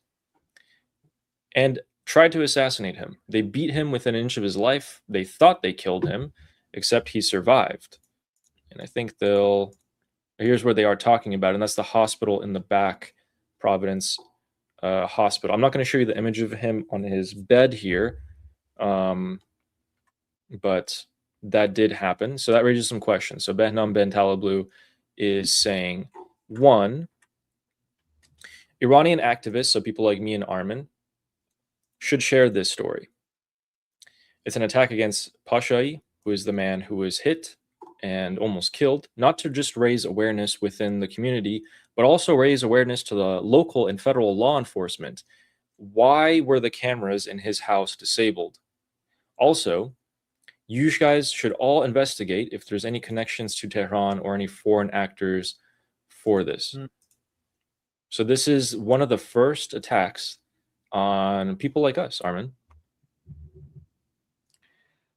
I have a history of this, by the way. I had to move 3 times. I was told not to go into the details of it, but I know exactly the situation. I'm sorry to hear that. That's okay. The risk we take is a risk, but it's nothing compared to the risk that people take in Iran for their freedom. So I think we have this left for you guys before we get into the super chats. The USS George Washington. The aircraft carrier set to arrive this week or this weekend. CENTCOM released this video of a time lapse of it sailing through the Malacca Strait near Singapore. This was a few days ago. They released this obviously after they left the area in order to avoid tracking. But we can see some cool little things on board. We can see several of these aircraft with those little discs on top of them. That's electronic warfare and surveillance and command centers, floating command centers in the air. And intelligence gathering. So just basically utility. And then we can also see a lot of the fighter jets that are along the side of it as well. Now, keep in mind, they chose to publish this. There's going to be a lot more on board on the other side that they don't want you to see. These planes do look a little bit older, which is probably why they, and known, so they showed these. You see some maintenance going on, some cargo being moved around, etc. When this arrives, there will be a short period of time that the U.S. Abraham Lincoln, the USS George W. Bush, and the USS George Washington will all be in theater. Ali, you're not showing anything? Are you showing it? Oh, I'm not showing it? Oh, thought I was. Whoops. All right, let's go. So, as you guys can see, there's some surveillance utility aircraft here, the ones with the discs. Then you can see the fighter jets on the right side. These are all kind of like known older models and nothing crazy for them to share. It's a time lapse of the past couple of days and I'm sailing towards CENTCOM to join up with the Abraham Lincoln and the George Bush. There'll be 3 at the same time in theater. This will be this coming week, maybe in a couple of days, maybe this weekend. The Abraham Lincoln is rumored to be replaced, although that's not officially confirmed yet. If we see the USS Abraham Lincoln leave before the George Washington arrives, then we know, yes, absolutely, it's being replaced. But if the Abraham Lincoln stays put, let's be let's be a little vigilant. 3 aircraft carriers ready to go, because otherwise, in my opinion, why did they wait so long to relieve the USS Abraham Lincoln? There's actually a lot of other stuff that they could have done as well. Things that they're only starting to do now, which is, for example, they're bringing cruise ships to Diego Garcia. That's making some people believe that the U.S. Abraham Lincoln, instead of going home back to America, is going to go park itself at Diego Garcia. Its sailors are going to get off board and then go onto the cruise ship for some R&R, some rest. I don't know about you guys, but I took a look at what the U.S. Navy sailors are saying and veterans are saying. Apparently, the last thing that they would want to do after getting off the USS Abraham Lincoln for almost a year is to get on board another ship. Anyway, I don't know. We'll see if that actually happens. So, with that, let's get into the super chats. By the way, I still haven't hit my goal, and you hit it like within minutes at the beginning of the stream, and I still haven't reached it yet. So you won today. It's so like flip-flop. Like sometimes I don't hit my goal until like the last few minutes, and then you hit it right away, and then it's vice versa. Yeah, today you hit it like within seconds, but before even I had 1. You hit 10 before I had 1. So today was a yes. Today I lost. But I lost, and I lost big because he got to 10 before I got to 1, which is. I feel bad. Yeah, it's pretty big, and I'm still not there. I'm still not there. Oh I man. don't know if I will make it. All Let right. me check to see if there's any breaking news at the moment. Oh, right. I think. There's actually something else that happened in Turkey today. Someone flew an explosive drone into a Turkish police station. And then that's raising some questions. So the Turks are actually very pointing fingers towards Israel for that. And then right now, the IDF is conducting artillery strikes on Ali al-Taher Ridge. Quick update on that. That's actually going to be really important when it comes to Iran. The Islamic Republic released a statement. This is southern Lebanon that we're going to take a look at real quick. This might trigger a war. The Islamic Republic, again, this week released a statement. They said if the IDF targets the south of Lebanon, they go for the headquarters of Hezbollah there, we're going to strike Israel. It was different this time because the Islamic Republic is gearing for war. It wasn't like the past couple of months where you're like, okay, they're just bluffing. This time they're going towards backing up their actions. Now, here's what happened. So this ridge, I think it was al-Taher. Yeah, there it is. So this ridge right here is a strategic point on that green marker right there. That overlooks, it's the highest point in that area. It overlooks everything, and it's riddled with Hezbollah tunnels. The IDF just released one of their special commando units into these tunnels. They are currently in these tunnels fighting Hezbollah underground. At the same time, the IDF is conducting artillery strikes and a lot of support operations. There's actually a curtain here for continued Israeli operations in the area. And now we have a drone strike on Khalid bin al-Walid. Okay, anyway, on base K in Syria.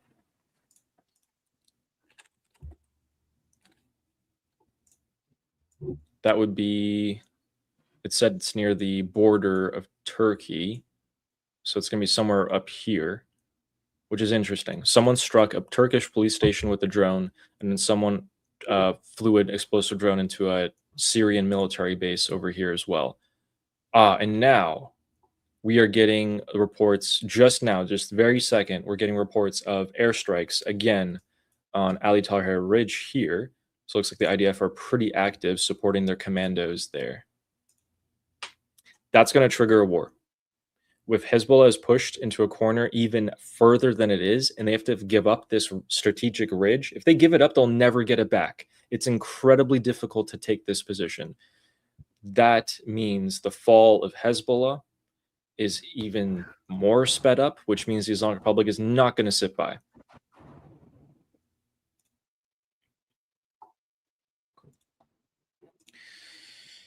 All right. Our first one is from Benita Sarah Summers, who became a YouTube member. Thank you very much. Appreciate that. How did you read that? I would never. It's very hard for me to see where what starts at what point, and you just figured it out by looking at it once. Like I never get these right. And I thank you, Benita. I'm like slightly dyslexic too, so I don't know. But thank you, Benita. Appreciate that. You looked at it and you got it right away. Thank you, Benita. Okay.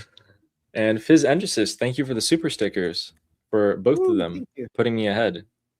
Thank you so much, Fizz, who also says, remember to hit like and subscribe on both channels. Guys, we're here every single day. Every development that happens regarding Iran, we will cover it and have covered it for 6 days in a row, 5 days in a row at this point. Wow. We're going to be here forever. We're going to be here forever. Well until after Iran's free. But essentially what that means is if you have any questions, please pop them into our chat and we will do our best to answer them for you. We'll be here for so long that even when the Mahdi appears, we're going to be covering that. End of times. Ali, maybe hopefully, when he appears, we could have him as a guest. Would you have him as a guest? Nope. End of times show. No. Guys, we might have some good guests for you soon, though. We'll have some surprise guests for you guys next week. Any guesses as to who they could be? Oh. And thank you, Physendricist. Thank Hope you. you're doing better. And Joanne says, good morning. And Good morning. Joanne also says, Ali for the win today. Yes. Like, yeah. I'll allow Thank you, it. Joanne. No, good job. Thank you so much guys. for the super chats. And Physendricist with the super sticker. Thank you very much. Thank you. Hope you're doing better. Got his power back after the hurricane. Okay. And He our was next in one our is from group Carrie today. Meadows. He was in our group Yeah. call today. Guys, make sure you join our group calls. The link is in the QR code at the top left, and it's in the description. We have daily calls. Ali has his own segments that you could join him and talk to him. I have my own segments, so come and talk to us. Yeah, guys. So I actually have my group discussion tonight. It's in 2 hours from now, and mine's not streamed or recorded. I just do it. It's completely free to join. There's no like, what do you call it? No catch, no gimmick to it. You just join, ask me all your questions if you want. If you didn't get them, ask them here in the stream. I'll answer them. We can keep it short and sweet. And Carrie Meadows says, go Ali, Javid Shah. Thank you, Carrie. Yo, Ali. Really Javid appreciate Shah. Javid Shah. Thank you, Javid Shah. Thank you. Thank you, Carrie. And CJ says, IRGC, biggest cow excrement artists. That's, you know, Hey. I don't know. I always say that's too much of a compliment to them. Yes, cow excrements are actually valuable. Very valuable. Yeah. Very valuable. They're expensive commodity. Don't understand. Yes. But I get your point. Thank you, CJ. Appreciate that. Thank you, CJ. And Physendricist says, I have electricity, water, and Yes. internet super chat. Let's go. Wow. Welcome you back said to Elon. civilization. I think you said Elon made Starlink free because those people Oh. got hit with a hurricane in that area. So That's pretty impressive. yeah, thank you, Physendricist. Hope everything goes back to normal soon. Yes. I always wonder what it would look like if I was in my house and a hurricane happened and I step outside and the whole neighborhood's like destroyed. I wonder what that feeling would be like. Maybe some of you guys have felt it. I don't know. Yeah, you said free I had Starlink. a dream. I had a dream that a tornado was heading towards our city, and we all knew when I was a kid. And me and my family knew that we were all going to die. So we were just sitting next to each other and talking about our memories before the tornado comes. That's a dream I had as a kid. Yeah, I had a recurring nightmare about a tornado from like age 7 to 8 every couple of weeks. And Oh, where I really? live, there's never been a tornado. So things they teach you in school, I don't know.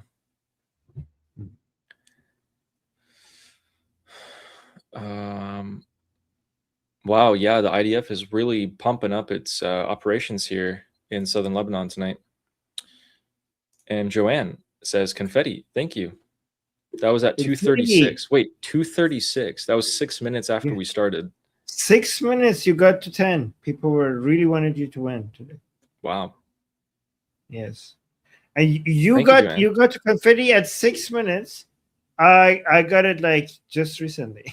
So 1 hour. 1 hour I didn't have it. That's good.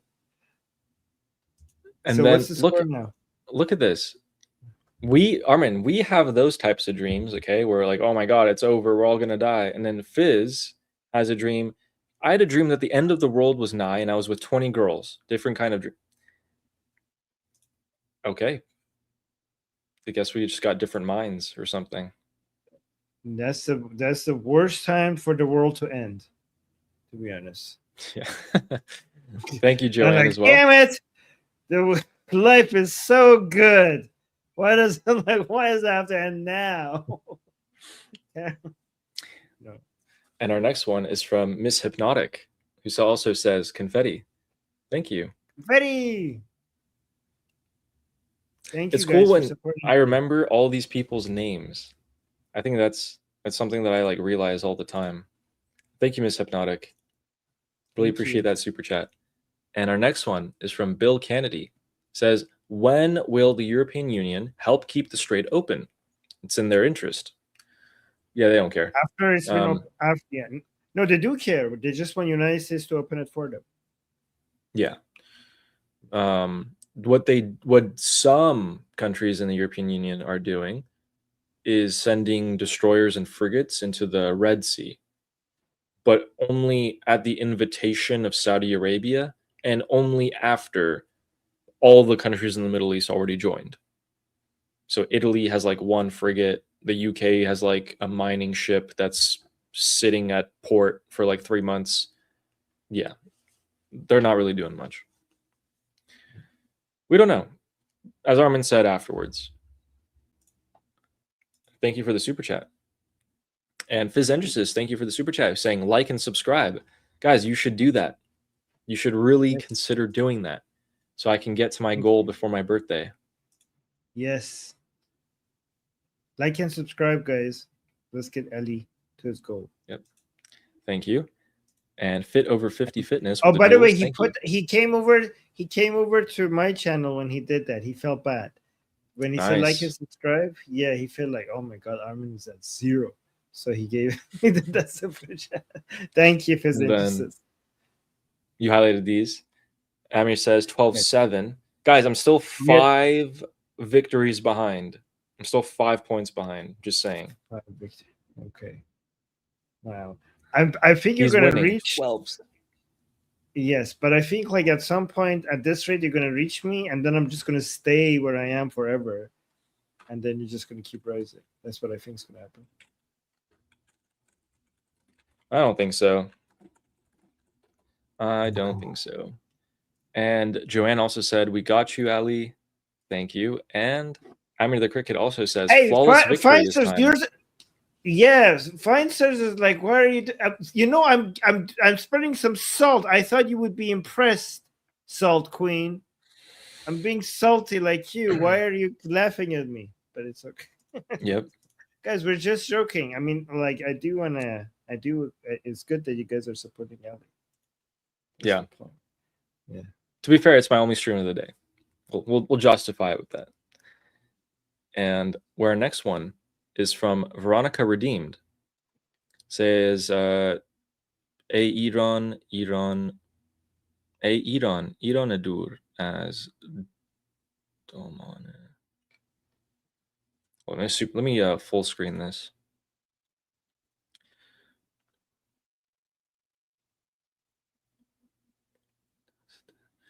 Reading poetry in Farsi is harder.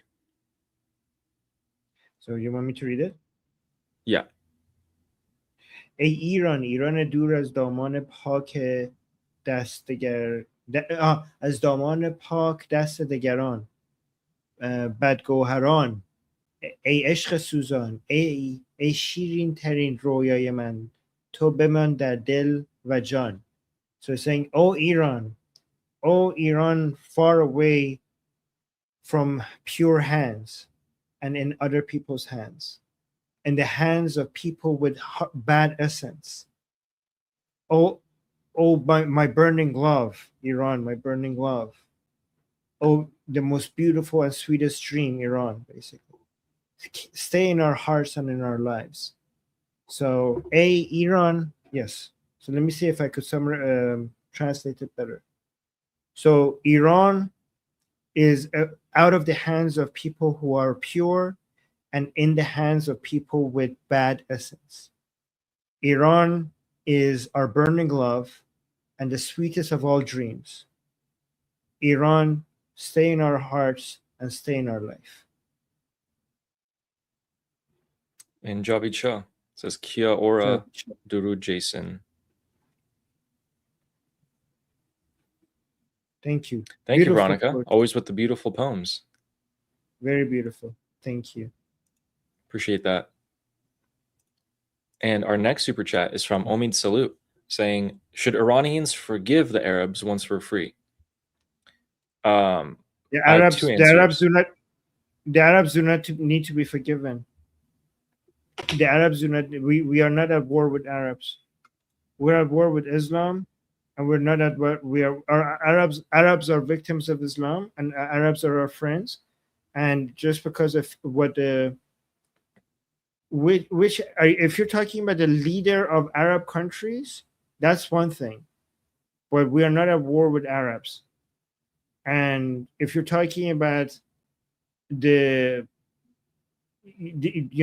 idea of us being at war with Arabs is very much against what Prince Reza Pahlavi commands us. It's very anti-Pahlavi, extremely anti-Pahlavi, and completely against his philosophy for us to suggest that our war is with Arabs. But go on, sorry.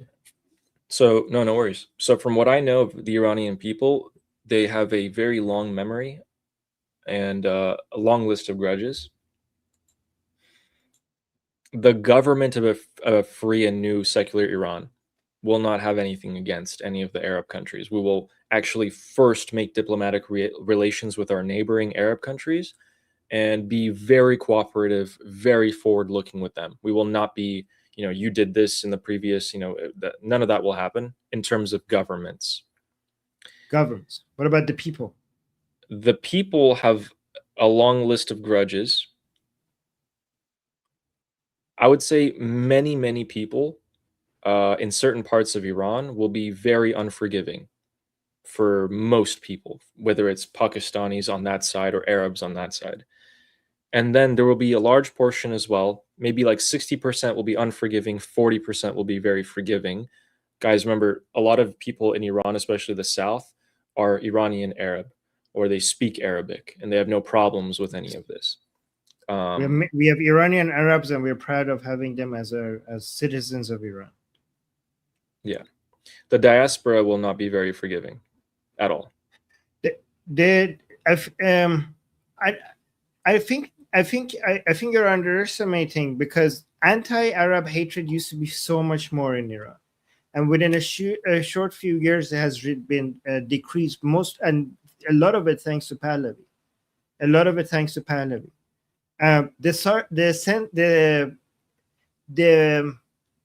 The mentality of collective blaming an entire population is backwards, right? There are many Arabs who are fighting on our side and are our allies, Arab people. Yes. We judge people individually. An Arab could be a horrible person. An Arab could be an amazing person. Based on, yes, we don't judge people collectively. We judge people individually based on their positions and what they have done, not based on other people who happen to be sharing their ethnicity.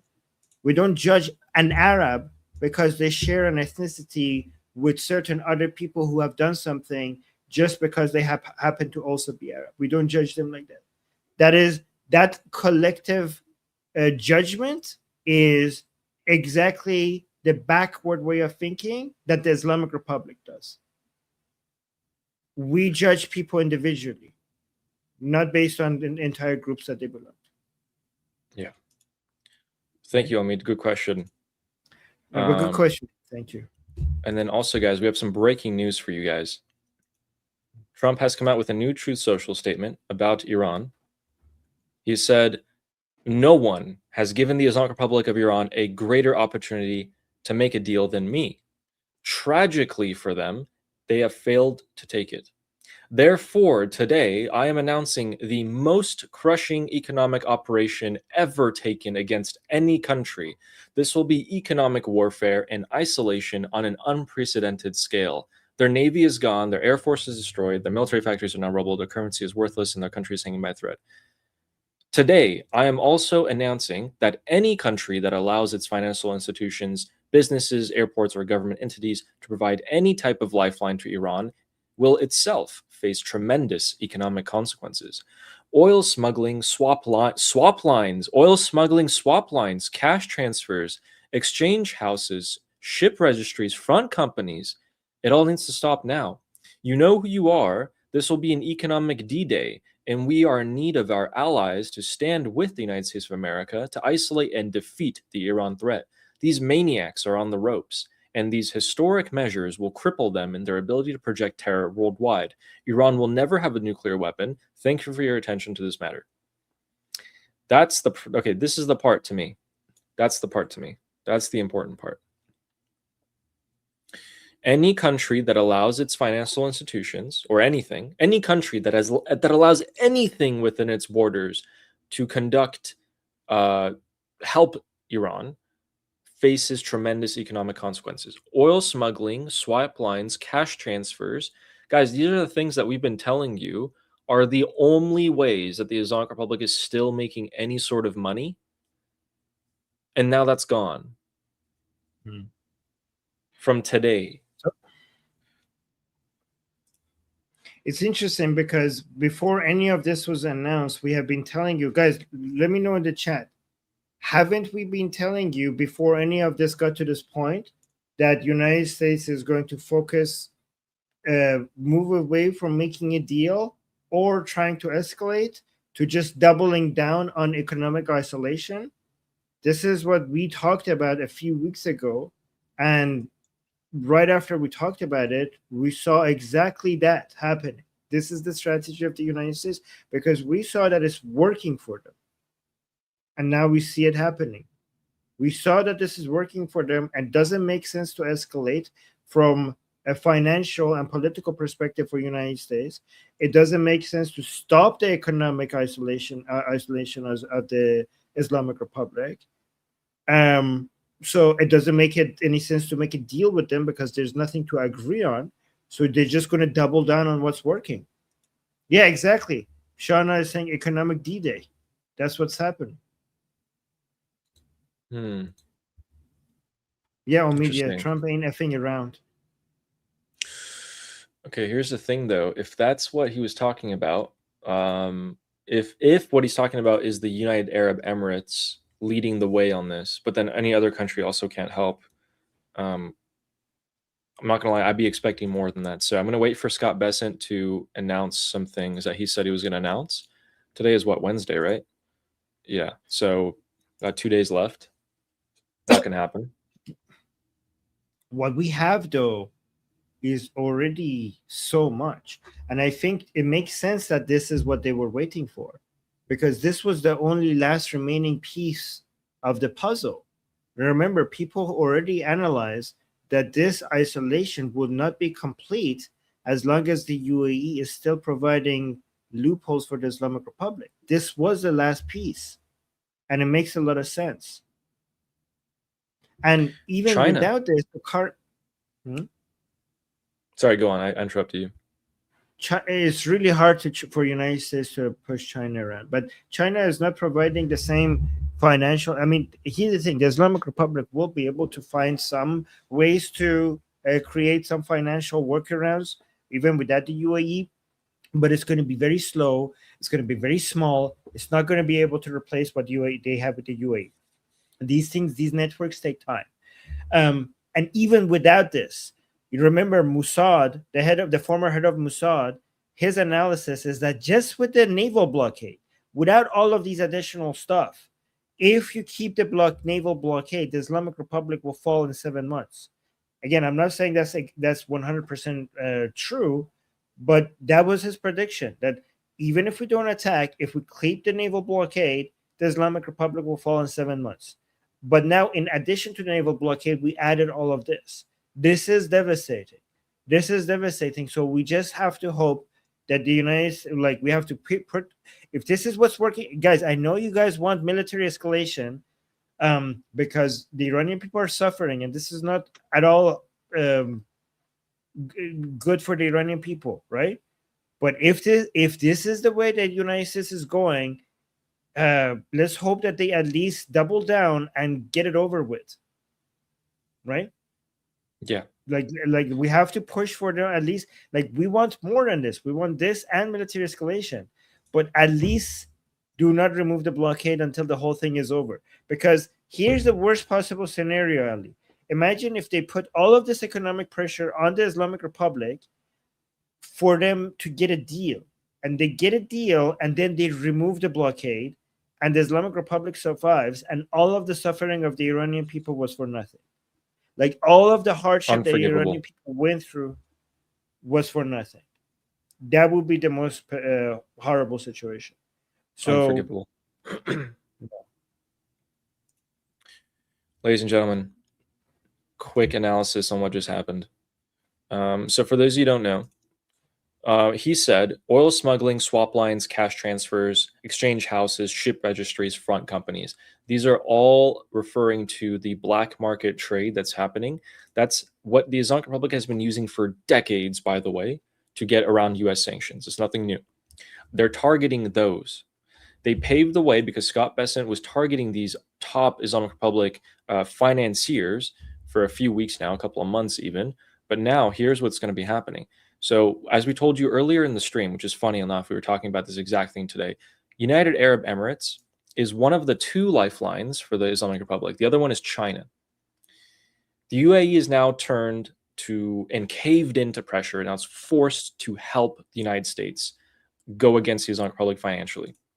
The second one is China. China is now buying oil from Iraq and Saudi Arabia. Why? We also covered that. Both of these countries, Iraq and Saudi Arabia, are undercutting and selling their oil much cheaper. That's attractive for China. The reason why those Chinese ships today and yesterday were stopped in the Strait of Hormuz and told to go back is because they were headed for Saudi and Iraqi ports, not buying Iranian oil instead. That largely takes care of that issue, because if the Islamic Republic sells their oil for any cheaper than they already do, they're screwed even more. So China's going to be buying the Arab oil. The UAE is going to be no longer importing 30% of Iran's imports. Gone. No longer, no more ship-to-ship transfers, no more black market buying, nothing, money laundering. That, by the way, the UAE has money laundered hundreds of billions, if not trillions of dollars for the Islamic Republic. That's all gone. Things like London, banks in London will no longer be able to be working with the Islamic Republic. Hong Kong banks, that were also another big money laundering part, have already been sanctioned and are being threatened with even more. For any of you wondering what a swap line is, a swap line is when the central bank of the Islamic Republic will make an agreement with a bank in China. The bank in China will give the Islamic Republic a bunch of yuan, the currency of China, and that reinforces the Iranian bank's ability to fund loans and whatever they need to do. So they bring in foreign cash for their own operations. So no more of that. No more bringing in money from other countries, their currencies, to boost up your own. No more of that. Okay, cool. Check to see anything crazy.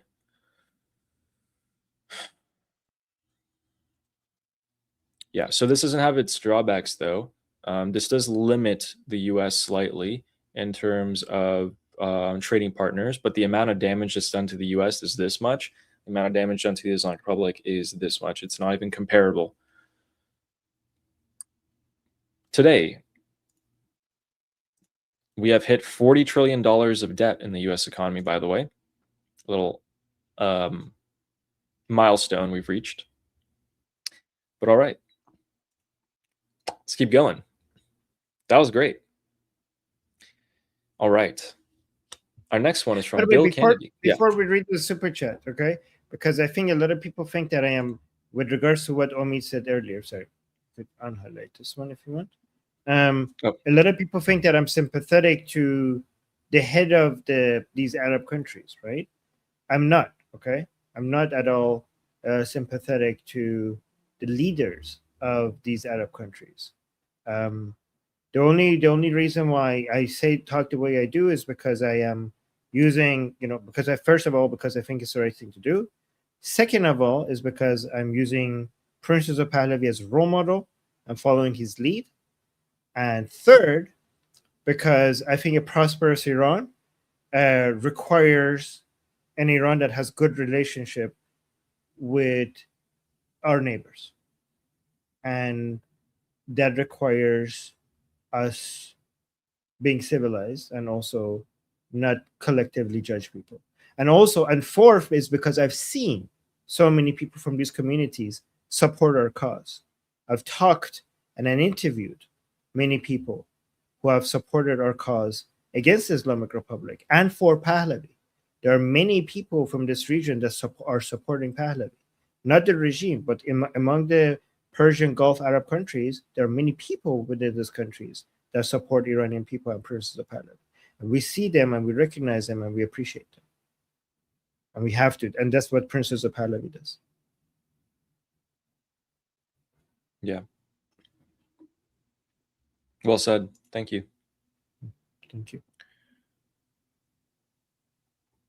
And Bill? our next one is from Bill Kennedy, who says, Adi, does your friend have to wear a burqa always? No, I don't think, I mean, not everyone, not no one, but no one I've ever known has worn a burqa in Iran. I lived in Iran. Yeah, sorry. You were they wear like the equivalent of like a trench coat equivalent for women if they want to like cover themselves fully. And then they'll wear like a headscarf and it'll cover it like from here backwards. That's about it. Yeah. So, yeah, let me actually show you.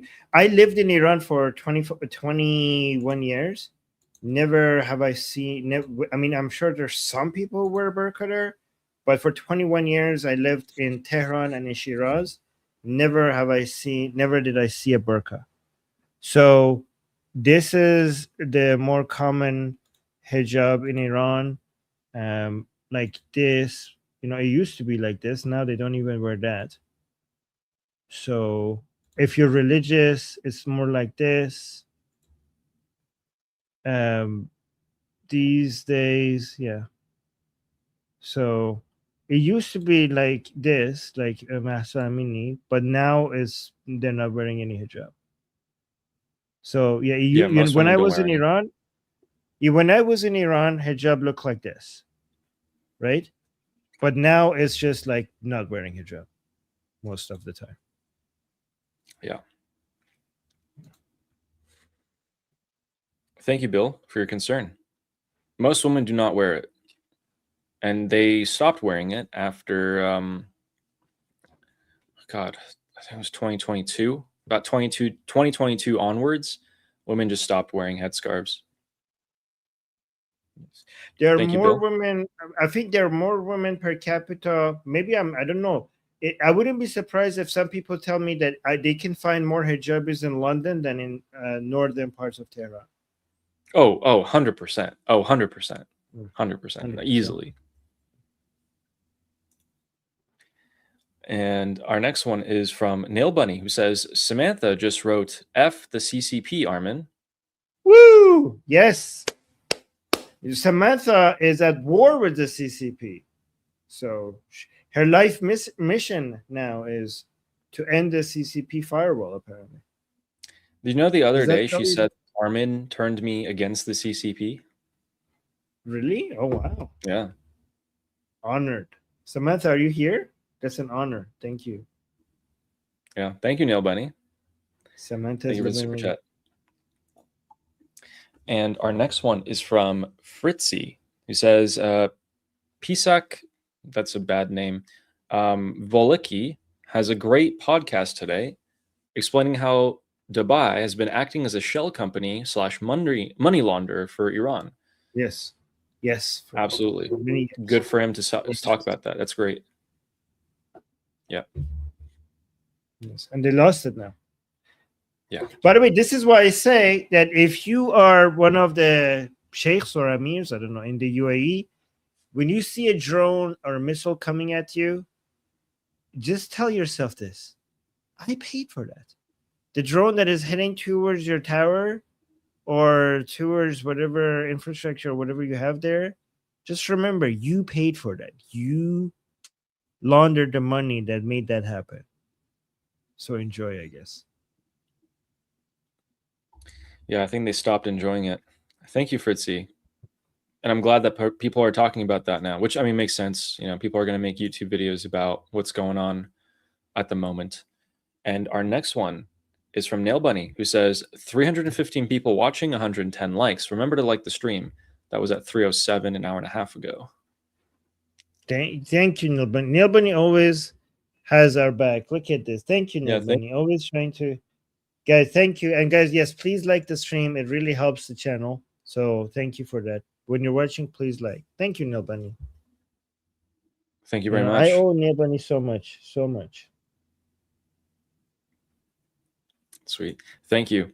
Guys, Armin, one of the countries that will be affected heavily by this are Pakistan.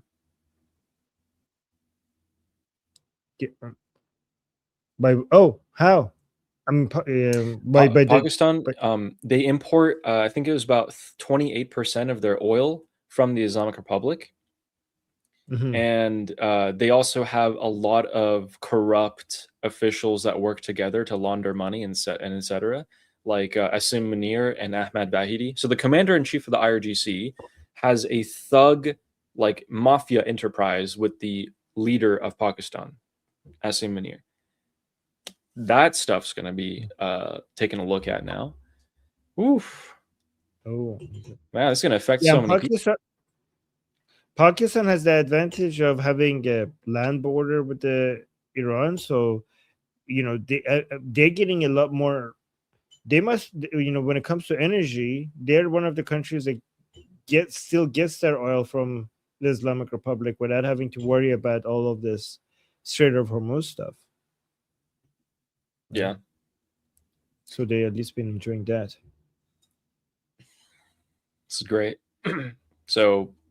Oh, and then great point here by Scott Smith saying Hamas, Hezbollah, and Houthis, yeah, they're going to be affected by these a ton as well, even more so.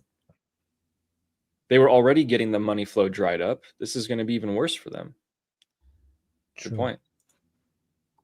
Our next one is from Eric Henderson, who says the United States of America needs to give a budget from the money. Are you talking about Ayaan Hirsi's foundation? Ayaan Hirsi Ali's foundation? Because I don't know, I'm disappointed a bit with Ayaan Hirsi Ali's foundation because they work with Muslim reformers instead of actually being against Islam.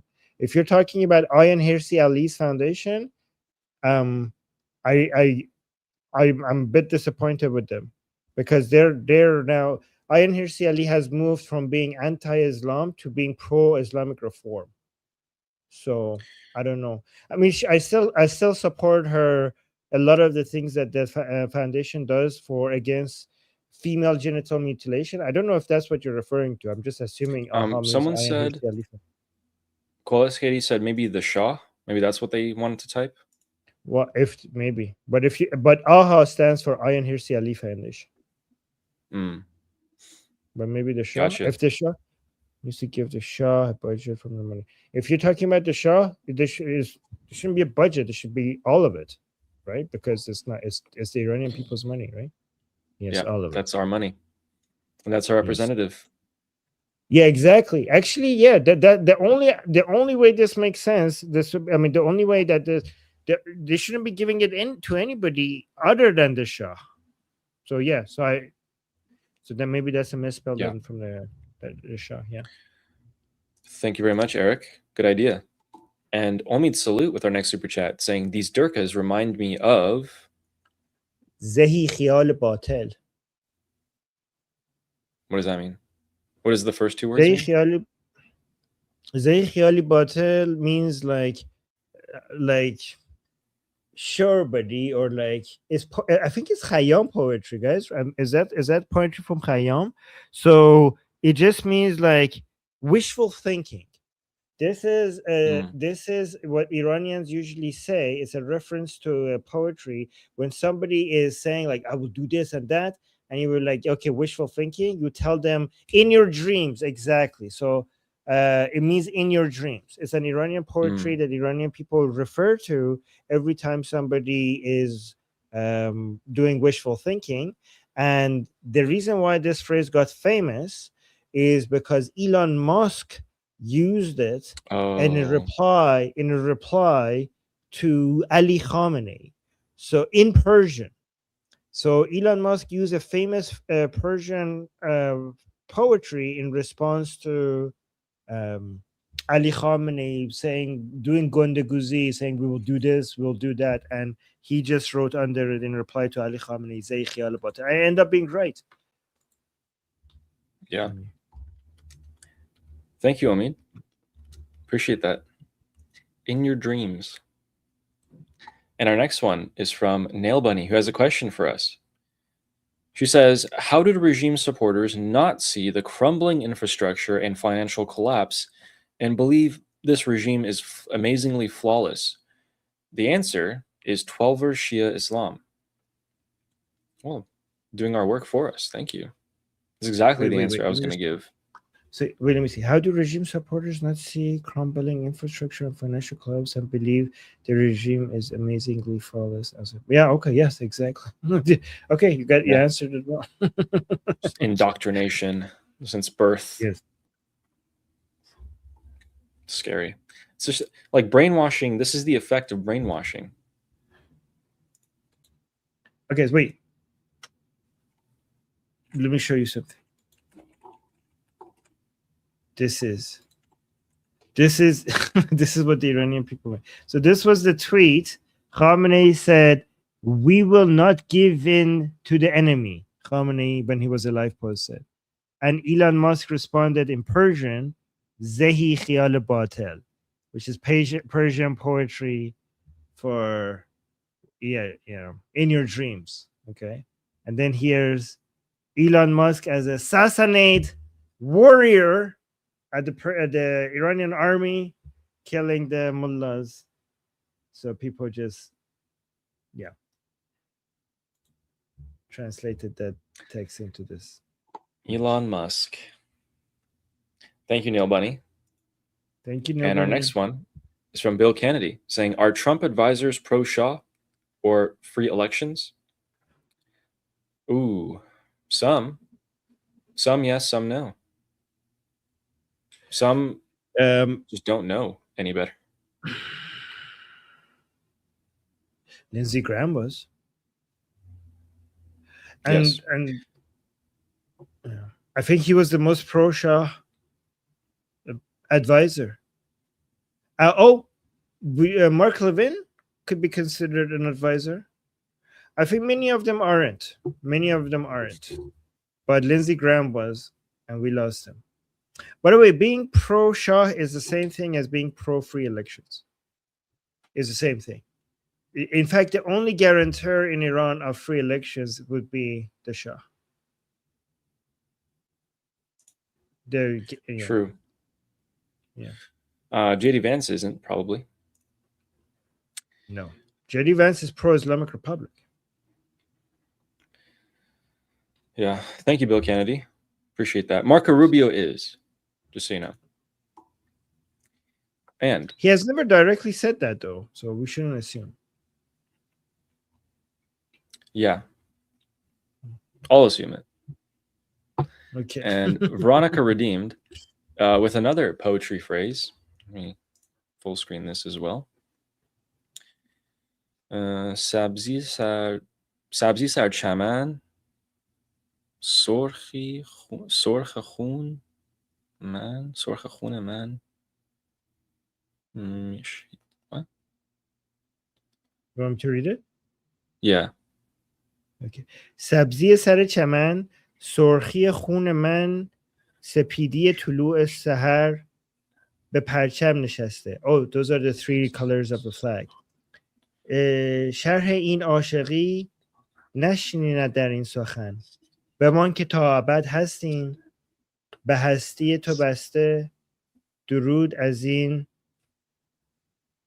New Zealand. Oh, is Veronica in New Zealand? Yeah, the currency is New Zealand too. Oh, okay, yes. So, wow, Veronica, that's beautiful. So she's saying the green of this grass, the red of this blood, the greenness of the grass, the redness of the blood, and the whiteness of the morning sunrise, right? So that's the flag of Iran, right? So the three colors of the flag, right? So the greenness of the grass, the redness of the blood, and the whiteness of the morning sunrise. All are on.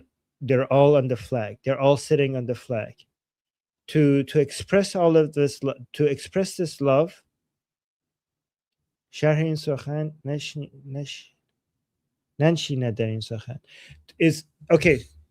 It's I cannot express the amount of love I have for Iran basically in what I'm trying to say. So basically saying my love is unexpressible.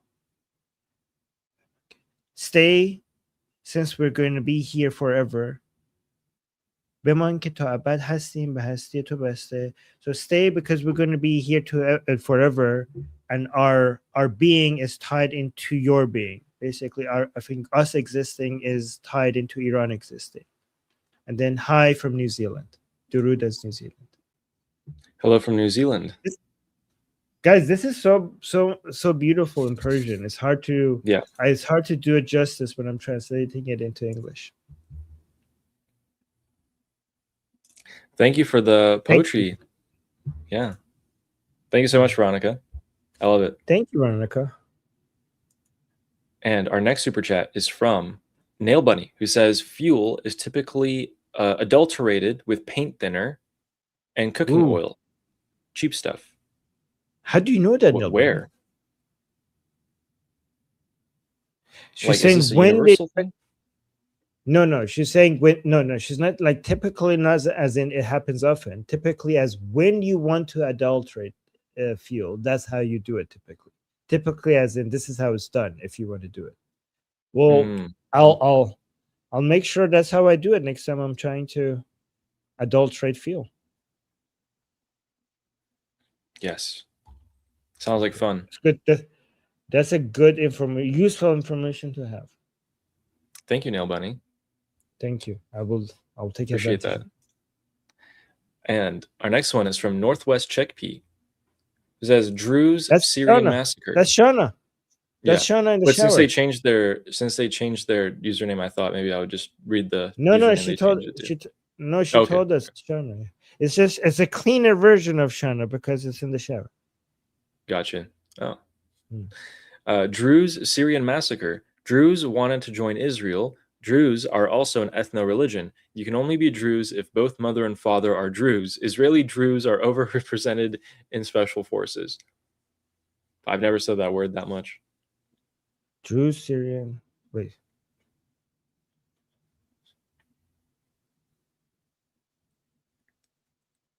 Oh.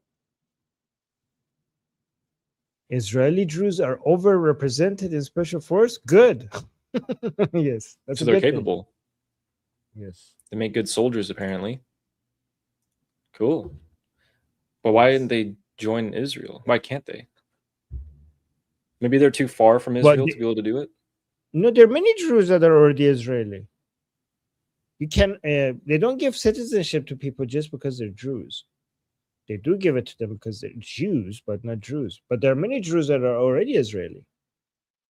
Now, I was wondering if they have a piece of land for themselves already, but it's just not next to Israel, so they can't officially join.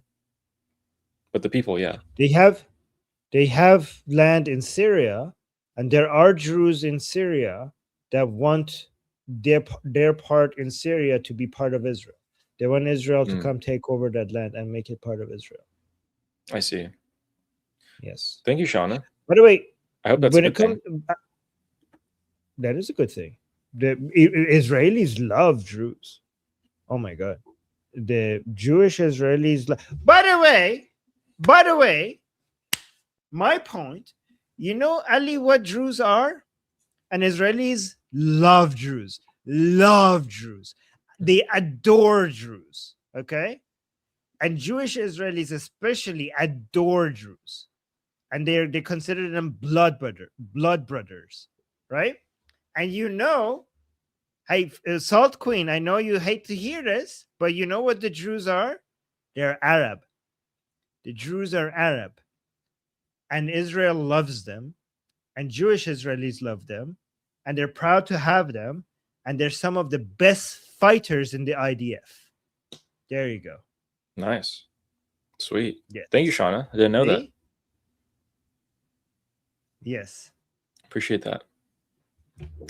And our next super OGA. chat is from So see, she's saying, "Don't call me out." Okay, I did. This is a great example, by the way, for not judging people collectively. Yeah, good point. Yes. And Fizz Andrews, thank you for the super sticker. Appreciate that very much. Thank And you. Deborah Friedman. Oh, this is for you. Oh, well, Deborah, like, to me, like, poor baby. Here's a pity super chat. Okay, you know what? I'll take it. Ali doesn't like the pity super chats. I'm okay with it. It's okay. Yeah, I don't know. I don't know. Thank you, Deborah. Thank you, Deborah. Appreciate that super chat. And our next one is from Agent Anderson. You know what? Says, You're like, money for the poor, sir. I don't know. Should I have? Like, okay. It's like if you're just sitting on the side of a road and someone walks by and just flips a coin at you, and you're like, "I'm not homeless. What are you talking about?"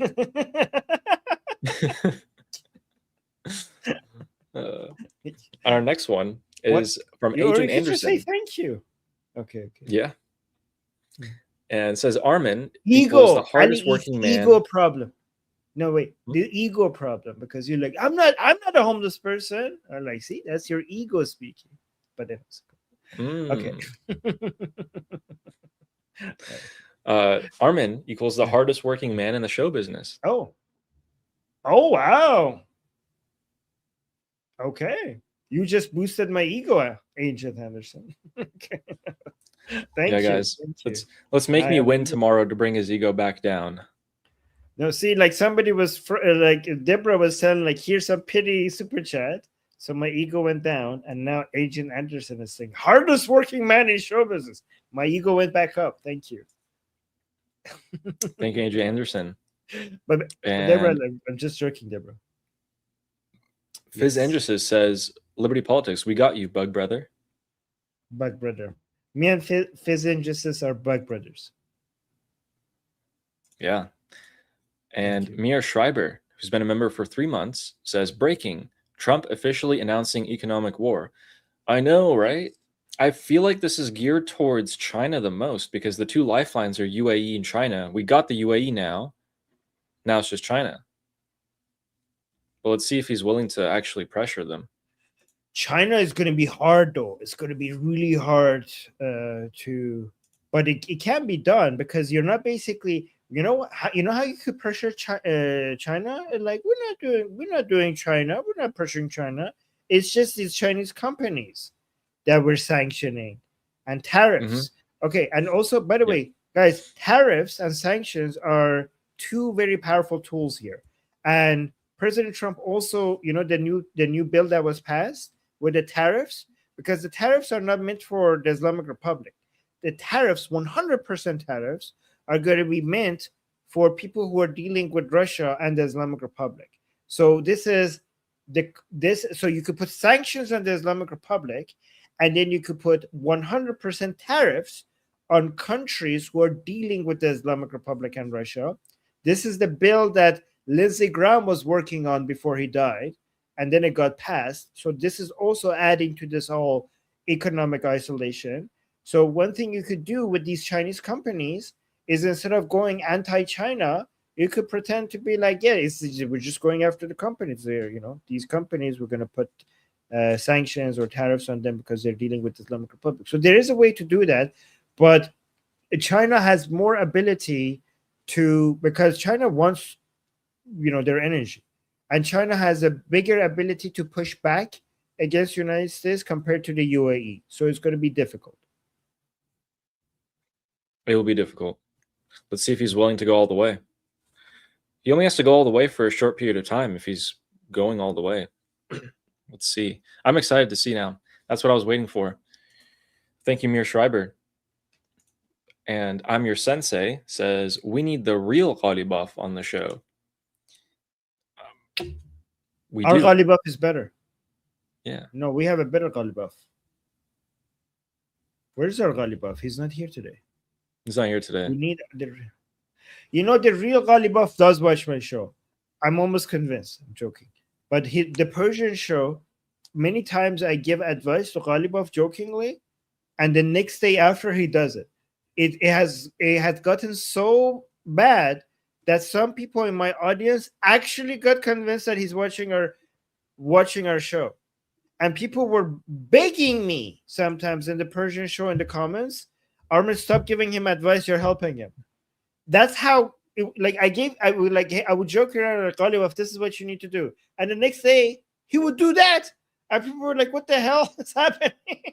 Stop giving him advice, Armin. There was like a couple of weeks where you didn't give him advice, and then he fell from the number one position. Yeah, I stopped giving him advice, and then he lost all of it.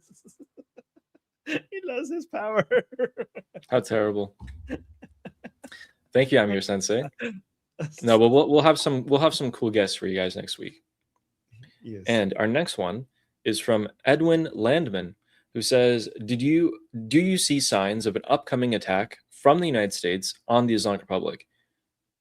I see it the other way around. I see signs of an attack from the Islamic Republic on the US. I think that's how it's going to kick off. Unless the Islamic Republic plans an attack that is too big, and the United States will notice that they're planning that, and they have to preemptively attack. So it is possible for US to attack the Islamic Republic, because right now the Islamic Republic has been cornered, isolated, and it needs to break this blockade that it's in right now. So it's going to lash out. So we're waiting to see how they're going to try to lash out. And the Americans and the Israelis are observing this really closely, and if they see that the lashing out is going to be significant, they might want to preemptively attack them. So that's possible. Yeah. I think good question, Edwin. And thank you, Eskifapala. Thank you for the jewels. And thank you. Shay Mohabbi says, hang Iran Mohammad Nouri hast. Make it, the dots get in the way. What's it say there? Oh, yeah, me too. I love that. Yeah. So Iran Mohammad Nouri has So I think the what Veronica was saying. That's what he's saying. It comes from there. Yeah, it's a beautiful song. Thank you, Shay. Appreciate that super chat. I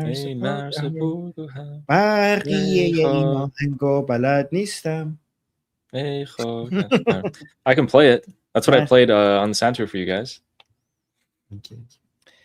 And our next one is from Northwest Chickpea, or Shauna. Says also, Arabic is a language family. Many Americans who speak it as their home language identify as Arab. So we want to be clear what we mean. In reference to the Druze? Speak it as their home language. Yeah, so Arab is so Shauna is pointing out that Arabic is not referring to an ethnicity, is referring to a language group. Actually, she's right, because it's more when it comes to referring to a language family, it is more scientifically accurate than an ethnicity, because ethnicities, the way people use them are so unscientific, and there is no clear line where an ethnicity starts and another one ends and another one starts, right? But it's more accurate, their lines are more black and white when it comes to language families, right?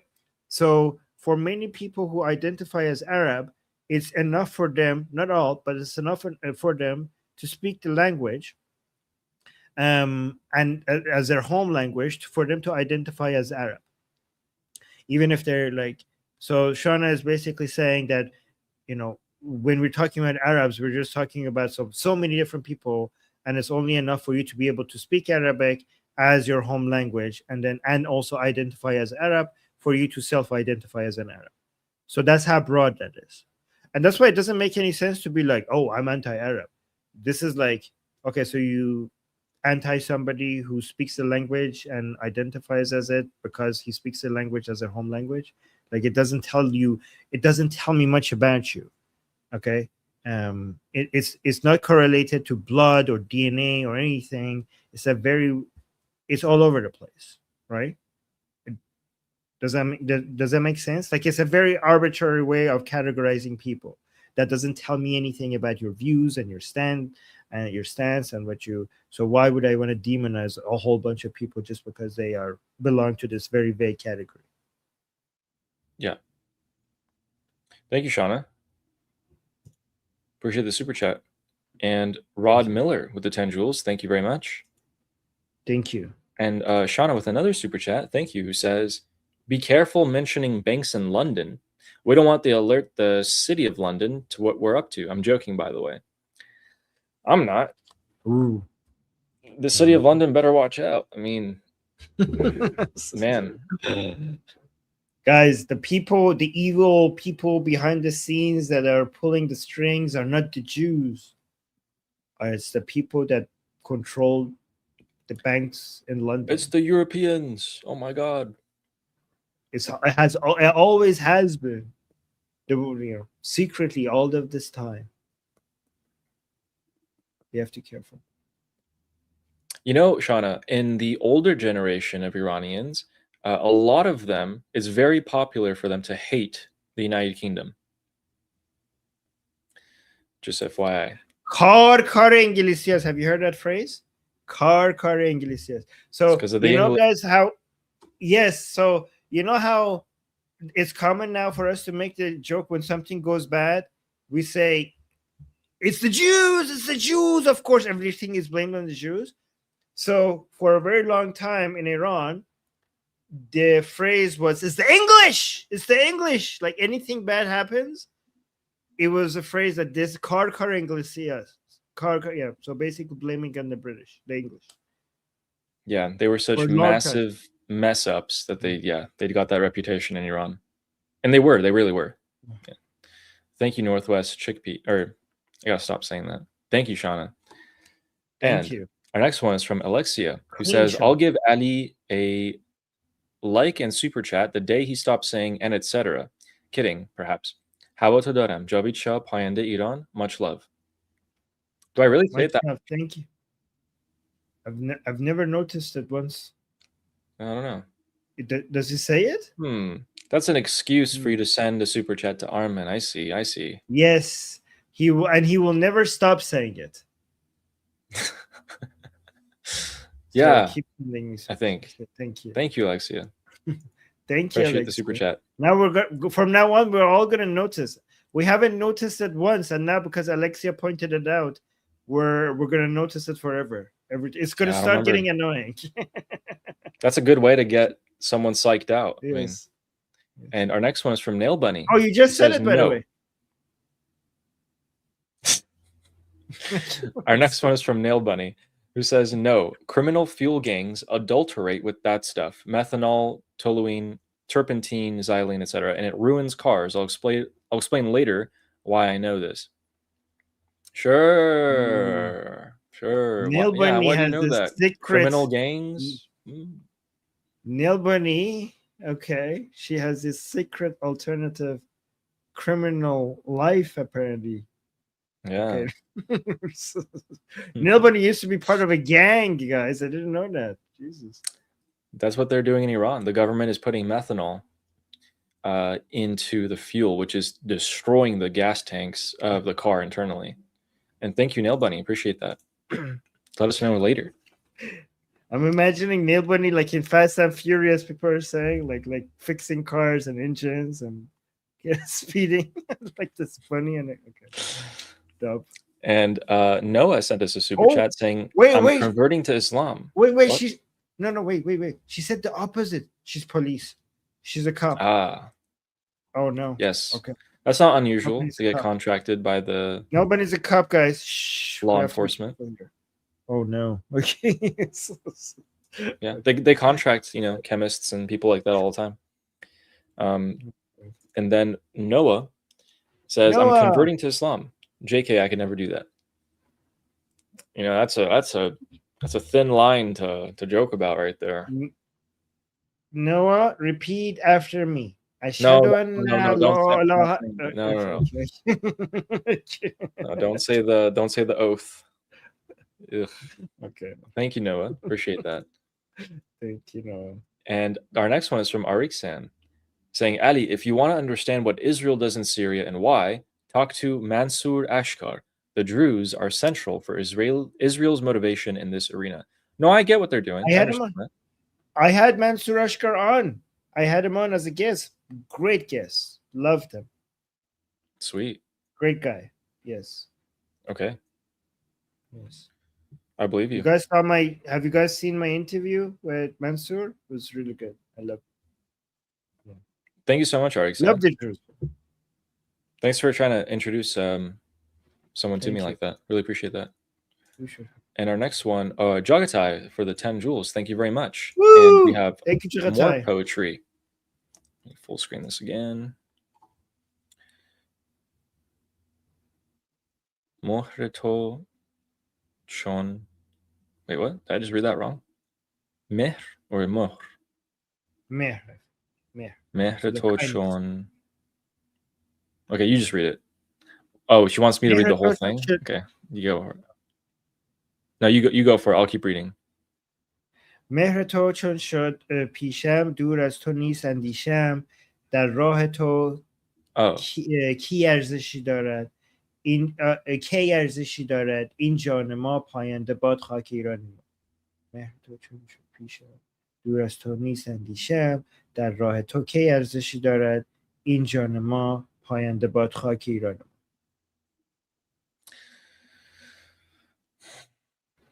دور از تو نیست اندیشه‌ام در راه تو که ارزشی دارد این جان ما پاینده باد خاک ایران ما. Yeah, that's how it's sung. So basically it means that your love, when it's with me, when your love is with me, you're talking to Iran here, right? So you say, when your love is with me, then my mind is always going to be on you, on Iran. In your path, what is it? Nothing is worth. My life is not worth anything as long as I'm on the path towards you. So basically meaning that I'm willing to sacrifice my life for Iran. And Payan Bad Khaki Iran Ma means long live the soil of Iran, the soil of our Iran. Yeah. Yeah, what value does my life have compared to Iran?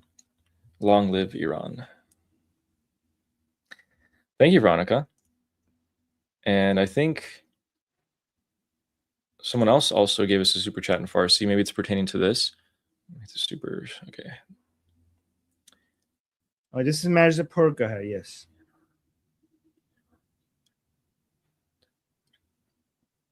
فرق میکنه با ای ایران مرز پرگوهم. Oh, okay.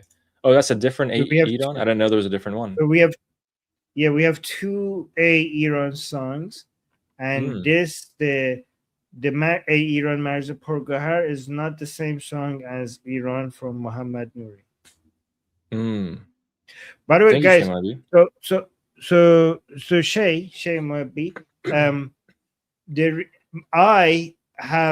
there's a part of my brain that cannot memorize songs. So that's why I would never be able to tell which one is which or memorize. Like since childhood, like we were supposed to in school memorize poetry and come sing it. That part of my brain completely locked. Like I cannot memorize poetry for some reason. Or memorizing was always my strong suit. Like I could just read it once and remember it. Yeah. Thank you, Shay. Thank you. And again, Veronica, by the way, this phrase and a lot of these is just stuck in my head all the time because I've played this song like a million times. practicing it growing up, so it's perpetually stuck in my head. And thank you. Appreciate that very much. Our next one. I was just kicked. Wait, who? I was just kicked out of the salt call. Oh, no. Did I? Is it me? I was happened? in it for half an hour and I got kicked out. I don't know why. Because I can't memorize, I think. All right, let's go back. Shauna. Clean. This is not Shauna. This is clean Shauna. Clean Shauna. Clean Shauna says those perfidious Albions. Albion is the old word for Great Britain, for context. Perfidious. I've never heard that word. Perfidious means deceitful, untrustworthy, and deliberately faithless. Oh. That's Old English, okay? Thank you. How do you know that, Shauna? Shauna is like an encyclopedia. She knows so many things about so many things. It's like, I'm like, why do you? Sometimes she comes and says something. I'm like, why do you know that? How do you know that? She knows a lot about history, about culture, about religions. Shauna knows things. Yeah, true.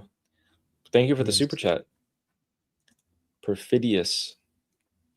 And our next one is from S. Kifapala. It says, just imagining the spike of the Iranian S&P composite index when everything gets back to normal. Yes. Yeah.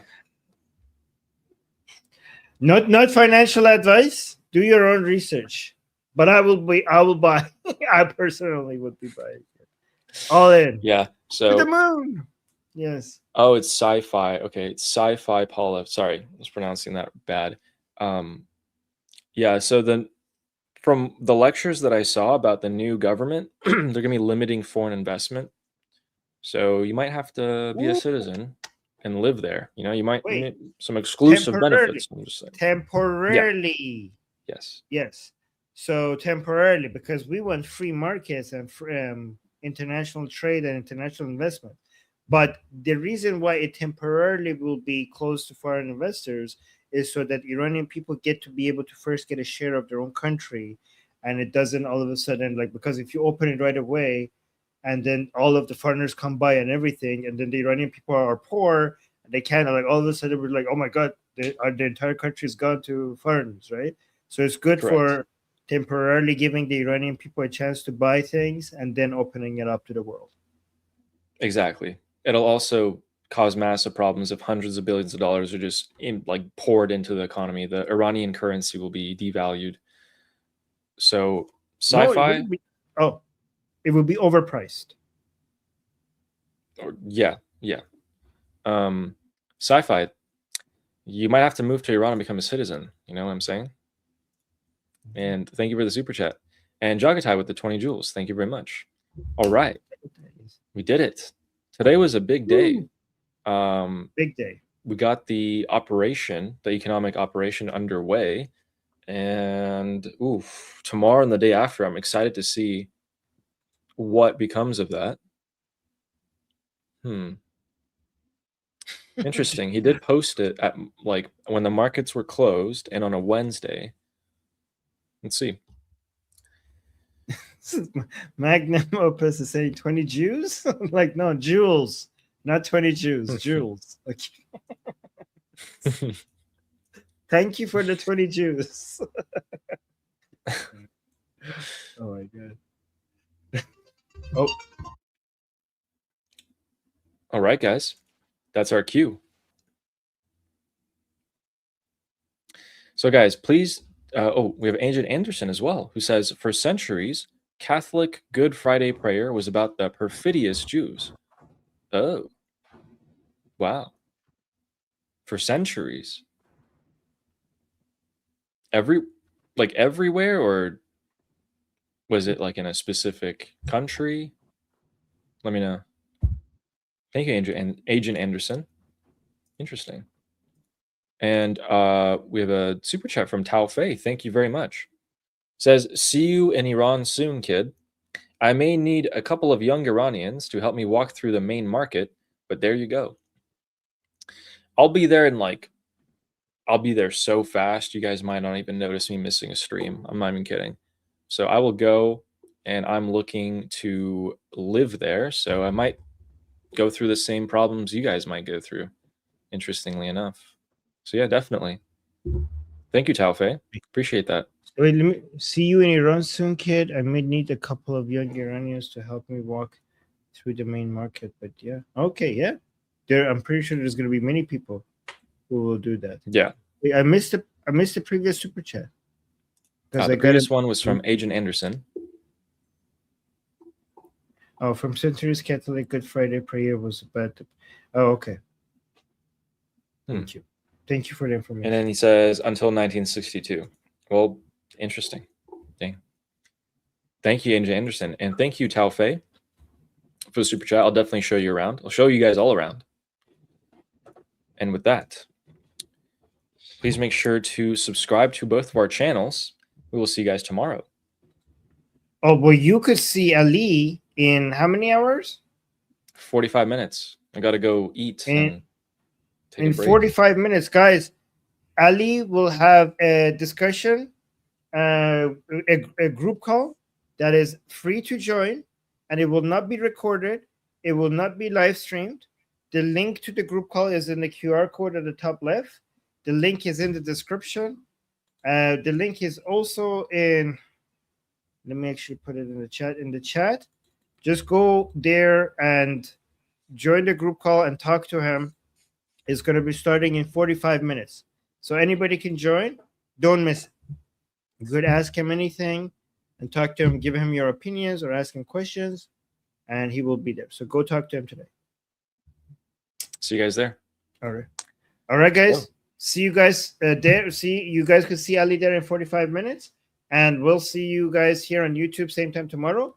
And until then, I'm Israel Chai. Slava Ukrainian. Cuba Libre. Taiwan Jiayo. Long live America. Long live America. Javid Shah. Hayende Iran.